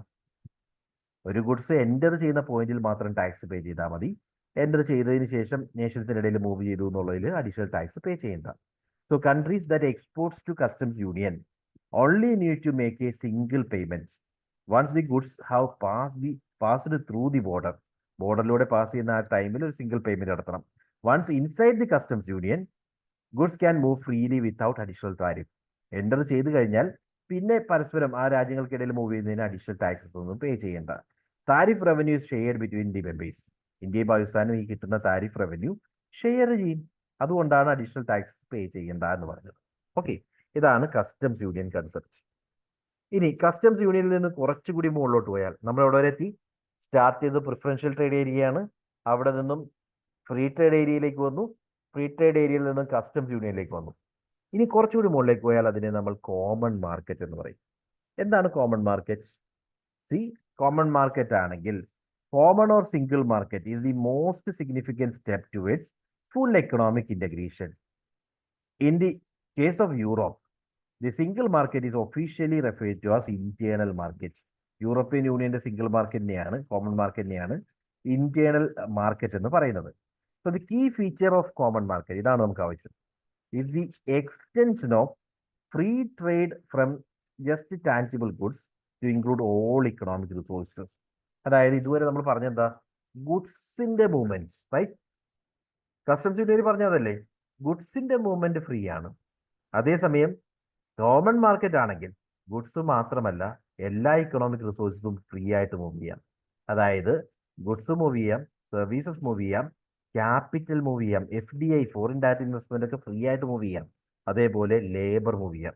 നമുക്ക് ഇന്ത്യയിൽ വന്ന് വർക്ക് ചെയ്യാം, ഫോറിൻ മാർക്കറ്റിൽ ഇപ്പോൾ പാകിസ്ഥാനിൽ ഫ്രീ ആയിട്ട് പോയി വർക്ക് ചെയ്യാം. ആ ഒരു സിറ്റുവേഷനോട് വരും. ഇതാണ് common market concept. Okay, so just ഗുഡ്സിൽ മാത്രമല്ല എല്ലാ ഇക്കണോമിക് റിസോഴ്സസിനും ഫ്രീ മൊബിലിറ്റി ആണെങ്കിൽ അതാണ് കോമൺ മാർക്കറ്റ്. ക്ലിയർ? സോ ഈ പറഞ്ഞ 4 സ്റ്റേജുകൾ, 4 ഫ്രീ ട്രേഡ് ഏരിയ, ചില ഗുഡ്സിൽ മാത്രം താരിഫ് ബാരിയർ ഒഴിവാക്കുന്നു. പ്രിഫറൻഷ്യൽ ട്രേഡ് ഏരിയ ആണെങ്കിൽ ചില ഗുഡ്സിൽ മാത്രം താരിഫ് ബാരിയർ ഒഴിവാക്കുന്നു. ഫ്രീ ട്രേഡ് ഏരിയ ആണെങ്കിൽ എല്ലാ ഗുഡ്സിലും താരിഫ് ബാരിയർ ഒഴിവാക്കുന്നു. കസ്റ്റംസ് യൂണിയൻ ആണെങ്കിൽ ഫ്രീ ട്രേഡ് ഏരിയയ്ക്ക് ഒപ്പം തന്നെ എന്തുകൂടി വരും? Common external unified tariff, right? അതിന് മുകളിൽ പോയ കോമൺ മാർക്കറ്റ് ആണെങ്കിൽ അവിടെ ഗുഡ്സിന് മാത്രമല്ല എല്ലാ ഇക്കണോമിക് റിസോഴ്സസിനും ഫ്രീ മൂവ്മെന്റ് അനുവദിക്കുന്നു. അതായത് ഗുഡ്സ് ഫ്രീ ആയിട്ട് മൂവ് ചെയ്യാം, സർവീസസ് മൂവ് ചെയ്യാം, ക്യാപിറ്റൽ മൂവ് ചെയ്യാം, ലേബർ മൂവ് ചെയ്യാം. ഇതാണ് common market. Okay, in addition as well as ഈ കോമൺ മാർക്കറ്റ് കുറച്ചുകൂടി അഡീഷണൽ ഫീച്ചേഴ്സ് പറയാം. എന്താണെന്ന് വെച്ച് കഴിഞ്ഞാൽ, ഒന്ന്, താരിഫിന്റെ ഒപ്പം നോൺ താരിഫ് ബാരിയേഴ്സ് കൂടി എലിമിനേറ്റ് ചെയ്യും. താരിഫ് ബാരിയേഴ്സിന്റെ ഒപ്പം തന്നെ നോൺ താരിഫ് ബാരിയേഴ്സ്. എന്താണ് നോൺ താരിഫ് ബാരിയർ എന്നൊക്കെ ഡീറ്റെയിൽ ആയിട്ട് നമ്മൾ പറയുന്നുണ്ട്. താരിഫ് എന്ന് പറഞ്ഞാൽ ടാക്സ് ആയിട്ട് ഇമ്പോസ് ചെയ്യുകയാണെങ്കിൽ താരിഫാണ്. അതേസമയം കോട്ട ആയിട്ടോ അല്ലെങ്കിൽ മറ്റ് റെസ്ട്രിക്ഷൻസ് ആയിട്ടോ ഒക്കെ ഇമ്പോസ് ചെയ്യുകയാണെങ്കിൽ അതിനെ നോൺ താരിഫ് ബാരിയർ എന്ന് പറയും. ഇതെല്ലാം നമ്മൾ ഡീറ്റെയിൽ ആയിട്ട് നെക്സ്റ്റ് ലെക്ചറിൽ പറയാം. So for a common market to be successful, ഇങ്ങനെ ഒരു കൺസെപ്റ്റ് എന്ന് പറഞ്ഞാൽ എന്താ? കോമൺ മാർക്കറ്റ് എന്ന് പറഞ്ഞാൽ എംപ്ലോയീസ് അങ്ങോട്ടും ഇങ്ങോട്ടും മൂവ് ചെയ്യുന്നു, ഫണ്ട് ഫ്രീ ആയിട്ട് മൂവ് ചെയ്യുന്നു. ഇങ്ങനെ ഒരു മാർക്കറ്റ് സക്സസ്ഫുൾ ആകണമെങ്കിൽ എന്ത് സംഭവിക്കണം? മൈക്രോ എക്കണോമിക് പോളിസീസ് ഒരുപോലെ ആവണം. അതായത് റൂൾസ് എല്ലാം ഒരുപോലെ ആവണം, പ്രൊഡക്റ്റ് സ്റ്റാൻഡേർഡ്സ് ഒരുപോലെ ആവണം, മോണോപോളി പവർ, എന്താ പറയുക, ഒരേ രീതിയിലുള്ള മോണോപോളി പോളിസീസ് ഒക്കെ ആവണം, കോമ്പറ്റീറ്റീവ് പ്രാക്ടീസസ് ഒക്കെ ഒരുപോലെ ആയിരിക്കണം. അങ്ങനെ ആയാലേ ഇത് പോസിബിൾ ആവും. അല്ലെങ്കിൽ എന്താ, ഏതെങ്കിലും ഒരു രാജ്യം മാത്രം ഫ്ലറിഷ് ചെയ്യും, മറ്റേ രാജ്യം താഴോട്ട് പോകാനുള്ള ചാൻസസ് ഉണ്ട്. രണ്ടിനും ഒരേ രീതിയിലുള്ള പോളിസീസ് ആണെങ്കിൽ മാത്രമേ ഈ പറയുന്ന കോമൺ മാർക്കറ്റ് കൺസെപ്റ്റ് നമുക്ക് ഇൻട്രൊഡ്യൂസ് ചെയ്യാൻ സാധിക്കൂ. Like common agricultural policy, common fisheries policy, ഇതെല്ലാം വേണം. ഇങ്ങനെയുള്ള കൺസെപ്റ്റുകൾ വന്നാലേ നമുക്ക് ഒരു കോമൺ മാർക്കറ്റിലേക്ക് പോകാൻ സാധിക്കും. ഇനി അവിടെ നിന്ന് കുറച്ചുകൂടി മുകളിലോട്ട് പോയാലോ? Economic union. Economic union is the term applied to a trading bloc that has both a common market between members and a common trade policy towards non-members. ഇത് രണ്ടും ഓർത്താൽ മതി. കോമൺ മാർക്കറ്റ് ഉണ്ട്, കോമൺ മാർക്കറ്റ് ഒപ്പം non മെമ്പേഴ്സുമായി ബന്ധപ്പെട്ട് common trade policy, ഒരേ രീതിയിലുള്ള ട്രേഡ് പോളിസിയാണ്. Okay, all the members are free to pursue independent macro economic policy. ഏതാണ് macro economic policies? Which are the macro economic policies? രണ്ട് പോളിസീസ് അറിയില്ലേ മാക്രോ എക്കണോമിക്? ഒന്ന് ഫിസ്ക്കൽ പോളിസി, രണ്ടാമതായിട്ട് മോണിറ്ററി പോളിസി.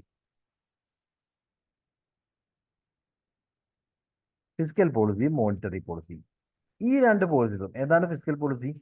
സെൻട്രൽ ഗവൺമെന്റിന്റെ പോളിസിയാണ്. അതായത് ഫിനാൻസ് മിനിസ്ട്രി ഡിസൈഡ് ചെയ്യുന്ന central ഗവൺമെന്റിന്റെ policy. Like നമ്മുടെ ബഡ്ജറ്റ് പ്രകാരമാണ് ടാക്സസ് എത്രയാണെന്ന് തീരുമാനിക്കുന്നത്, income tax slab, tax rate, borrowing policy തുടങ്ങിയ കാര്യങ്ങളെല്ലാം ഫിസ്ക്കൽ പോളിസിയുടെ ഭാഗമാണ്.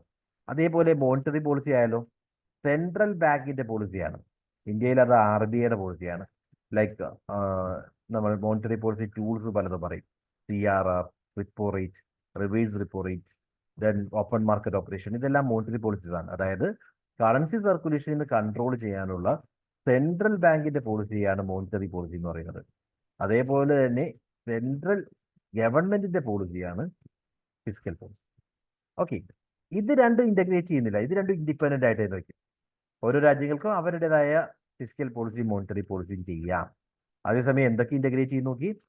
So common trade policy common ആക്കുന്നു, ഫോറിൻ നേഷൻസുമായി ബന്ധപ്പെട്ട ട്രേഡ് പോളിസി ഒരുപോലെ ആക്കുന്നു. അതേപോലെ ദേറിച്ച് common market, common market plus common trade policy വന്നാൽ അതാണ് economic union. So economic union ഏറ്റവും നല്ല എക്സാമ്പിൾ യൂറോപ്യൻ യൂണിയൻ ആണ്. So European union is the best known economic union and came into force in November 1st, 1993. Following the signing of Maastricht Treaty of European Union എന്ന് പറയും. ആ ഒരു treaty sign ചെയ്തുകൊണ്ട് 1992 ഈ ഒരു യൂറോപ്യൻ യൂണിയൻ ക്രിയേറ്റ് ചെയ്യപ്പെട്ടത്. Okay, so economic union concept clear ആണോ? Common മാർക്കറ്റിന്റെ ഒപ്പം കോമൺ ട്രേഡ് പോളിസി. എന്താ കോമൺ ട്രേഡ് പോളിസി എന്ന് പറഞ്ഞത്? ഫോറിൻ മാർക്കറ്റിൽ ട്രേഡ് ചെയ്യുന്ന ഫോറിൻ പ്ലേയേഴ്സുമായിട്ടുള്ള ട്രേഡ് എന്ന് പറയുന്നത് ഇവർ ഒരേപോലെ ആയിരിക്കും. മറ്റ് നോൺ മെമ്പേഴ്സുമായിട്ട് ട്രേഡ് ചെയ്യുമ്പോൾ ഒരേ പോളിസിയാണ്, ഒരേ ടാക്സ് റേറ്റ്സ്, ഒരേ കോട്ടാസ്, ഒരേ താരിഫ്, ഇങ്ങനെയുള്ള കാര്യങ്ങളെല്ലാം ഒരുപോലെ ആക്കുമ്പോൾ കോമൺ ട്രേഡ് പോളിസി ചെയ്യും. ഓക്കെ, ഇനി കുറച്ചുകൂടി ഇന്റഗ്രേറ്റ് ചെയ്താലോ? അതിന് നമ്മൾ മോണിറ്ററി യൂണിയൻ എന്ന് പറയും. അതായത് നമ്മൾ രണ്ട് കാര്യങ്ങളാണ് ഇക്കണോമിക് യൂണിയനിൽ ഇന്റഗ്രേറ്റ് ചെയ്യാതിരുന്നത്. ഒന്ന് ഫിസ്ക്കൽ പോളിസി, രണ്ട് മോണിറ്ററി പോളിസി. അതിൽ മോണിറ്ററി പോളിസി ഇന്റഗ്രേറ്റ് ചെയ്യുവാണ്, അപ്പോഴാണ് അതിനെ മോണിറ്ററി യൂണിയൻ എന്ന് പറയുന്നത്.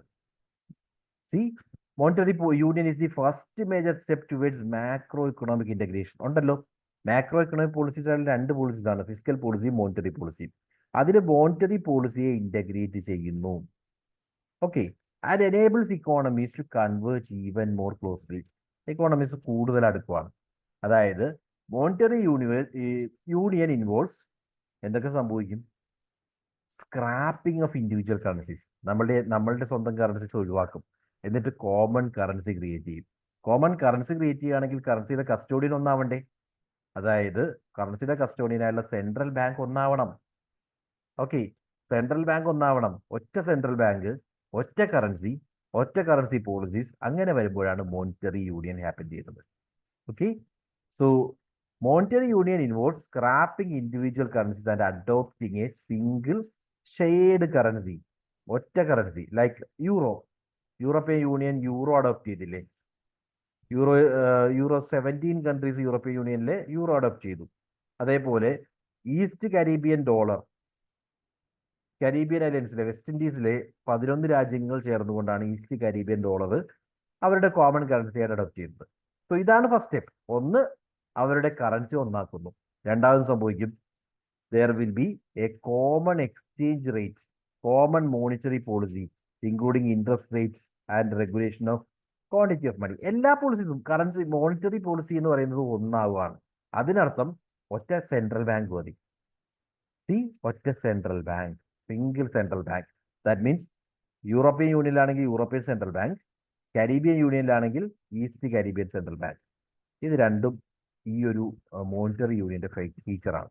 ഒന്ന് കറൻസി ഒന്നാക്കുന്നു, സെൻട്രൽ ബാങ്ക് ഒന്നാക്കുന്നു. ഇത് രണ്ടും ചേർന്ന് കഴിഞ്ഞാലാണ് മോണിറ്ററി യൂണിയൻ വരുന്നത്. സെൻട്രൽ ബാങ്ക് ഒന്നാക്കുന്നു എന്ന് പറഞ്ഞാൽ സെൻട്രൽ ബാങ്കിന്റെ പോളിസീസ് എല്ലാം ഒന്നാകും. അതാണ് എക്സ്ചേഞ്ച് റേറ്റ് ഒന്നാകും, കോമൺ മോണിറ്ററി പോളിസി വരും, ഇൻട്രസ്റ്റ് റേറ്റ് എല്ലാം ഒരുപോലെ ആകും. അങ്ങനെ സിറ്റുവേഷനാണ് ക്രിയേറ്റ് ചെയ്യുന്നത്. ഓക്കെ, ഇതാണ് മോണിറ്ററി യൂണിയൻ. ഇനി മോണിറ്ററി യൂണിയന്റെ ഇപ്പോൾ ഫിസിക്കൽ യൂണിയൻ ആണെങ്കിലോ, ഫിസിക്കൽ പോളിസി ഒന്നായി പോസിബിൾ ആണോ എന്നുള്ളത് ക്വസ്റ്റ്യൻ ഉണ്ട് കേട്ടോ. ഫിസിക്കൽ പോളിസി ഒന്നായെന്ന് പറഞ്ഞു കഴിഞ്ഞാൽ അത് സെൻട്രൽ ഗവൺമെന്റ് ഒന്നായെന്നാണ്. റൈറ്റ്, സെൻട്രൽ ഗവൺമെന്റ് പോളിസിയാണ്. ആ സെൻട്രൽ ഗവൺമെന്റ് പോളിസി ഒന്നാകുക എന്ന് പറഞ്ഞു കഴിഞ്ഞാൽ ഏതാണ്ട് സെൻട്രൽ ഗവൺമെന്റ് ഒരുപോലെ ഓപ്പറേറ്റ് ചെയ്യുന്നു എന്നുള്ള രീതിയിലേക്ക് കാര്യങ്ങൾ പോകും. So physical union is an agreement to harmonise tax rate. Tax rate തീരുമാനിക്കുന്ന ആരാ? യൂണിയൻ മിനിസ്ട്രിയാണ്. യൂണിയൻ മിനിസ്ട്രി എന്ന് പറഞ്ഞാൽ സെൻട്രൽ ഗവൺമെന്റ് തീരുമാനിക്കുന്ന ഏറ്റവും ഇമ്പോർട്ടന്റ് ഡിസിഷൻ. ടാക്സ് റേറ്റ്സ് അത് ഒന്നാക്കുന്നു. To establish common levels of public sector spending and borrowing. Public sector സ്പെൻഡിങ്ങും ബോറോയിങ്ങും ഒരേ രീതിയിലാക്കുന്നു. And jointly agree to national budget deficit and surplus. National budget ഡെഫിസിറ്റും സർപ്ലസും ഒരുമിച്ച് ചെയ്യുന്നു. ഇത്രയും ചെയ്യാനാണ് നമുക്ക് സെൻട്രൽ ഗവൺമെന്റ് വേണ്ടത്. ആ സെൻട്രൽ ഗവൺമെന്റ് രണ്ട് നേഷൻസിന് ഒന്നാകുന്ന ഒരു സിറ്റുവേഷൻ ആണ് physical union. Okay, the majority of EU States agreed physical compact in yearly 2012. പക്ഷെ അത് പെൻഡിങ് ആണ്. അങ്ങനെ യൂറോപ്യൻ യൂണിയന്റെ കുറച്ച് രാജ്യങ്ങൾ ഒരുമിച്ച് ചേർന്നുകൊണ്ട് ഫിസിക്കൽ കോമ്പാക്ട് ചെയ്യാൻ വേണ്ടി ശ്രമിക്കുന്നുണ്ട്. അതായത് ഫിസിക്കൽ യൂണിയൻ എന്നുള്ള രീതിയിൽ കൺസെപ്റ്റ് ഇൻട്രൊഡ്യൂസ് ചെയ്യാൻ വേണ്ടി ശ്രമിക്കുന്നുണ്ട്. ബട്ട് അത് എത്രമാത്രം പ്രാവർത്തികമാണെന്നുള്ളത് കണ്ടറിയണം. ഓക്കെ, ഫിസിക്കൽ യൂണിയൻ കഴിഞ്ഞു കഴിഞ്ഞാൽ പിന്നുള്ളത് കംപ്ലീറ്റ് ഇക്കണോമിക് ഇന്റഗ്രേഷൻ ആണ്. അതായത് ഫിസിക്കൽ പോളിസി ഒന്നാവുന്നു, മോണിറ്ററി പോളിസി ഒന്നാവുന്നു, രണ്ട് ഇക്കോണമീസ് ഒന്നായി മാറും. Complete economic integration involves a single economic market, a common trade policy, single currency, common monetary policy together with a single physical policy including common tax and benefit rates. അതായത് ഇതുവരെ നമ്മൾ കണ്ട എല്ലാ കാര്യങ്ങളും ഒരുമിച്ച് ചെയ്യാൻ പോകും. ഇക്കണോമിക് മാർക്കറ്റ് ഒന്നാവുന്നു, ട്രേഡ് പോളിസി ഒന്നാവുന്നു, കറൻസി ഒന്നാവുന്നു, മോണിറ്ററി പോളിസി ഒന്നാവുന്നു, ഫിസിക്കൽ പോളിസി ഒന്നാവുന്നു. ഇത്രയും ഒറ്റയ്ക്കായാൽ, അതായത് രണ്ട് രാജ്യങ്ങളുടെയും ഡിഫറെന്റ് ഇക്കണോമിക് പോളിസി ഒരുമിച്ചാക്കാൻ തീരുമാനിക്കുന്നു. ഇതിനെയാണ് കംപ്ലീറ്റ് ഇക്കണോമിക് ഇന്റഗ്രേഷൻ എന്ന് പറയുന്നത്. ഇറ്റ് മീൻസ് പോളിസീസും റേറ്റ്സും ടാക്സസും എല്ലാം ഒരേ രീതിയിലാവും. സോ ദാറ്റ് മീൻസ് സിമ്പിൾ സെൻസിൽ പറയുകയാണെങ്കിൽ രണ്ട് രാജ്യങ്ങൾ ഒന്നാവുന്നു. ആ ഒരു സിറ്റുവേഷനാണ് complete economic integration. So these are the different levels of economic integration. നമ്മൾ പറഞ്ഞത് preferential trade area, free trade area, customs union, common market, economic union, monetary union, physical union and complete economic integration. So ഒരു idea കിട്ടിയോ? ഇനി നിങ്ങളൊന്ന് വായിച്ചു നോക്കാം. ഒരു idea കിട്ടിയോ ക്ലിയർ ആയിട്ട്? എന്തെങ്കിലും ഡൗട്ട്സ് ഉണ്ടോ?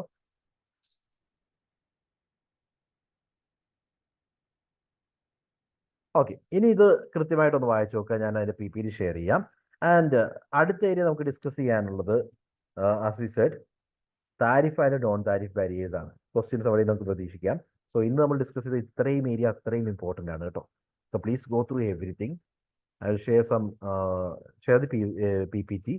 അതിന് ശേഷം MCQs വീക്കെൻഡിൽ നമ്മൾ കണ്ടക്ട് ചെയ്യുന്നുണ്ട്. അതിൻ്റെ ഭാഗമായിട്ട് ഇവിടെ നിന്നുള്ള കുറേ ക്വസ്റ്റ്യൻസ് കൂടി ഇടാം. So please prepare them. Okay, so ഇത്രയുമാണ് എനിക്ക് ഡിസ്കസ് ചെയ്യാനുണ്ടായിരുന്നത്. So that's it. Thank you. വീണ്ടും നെക്സ്റ്റ് ലെക്ചറിൽ കാണാം. ബൈ.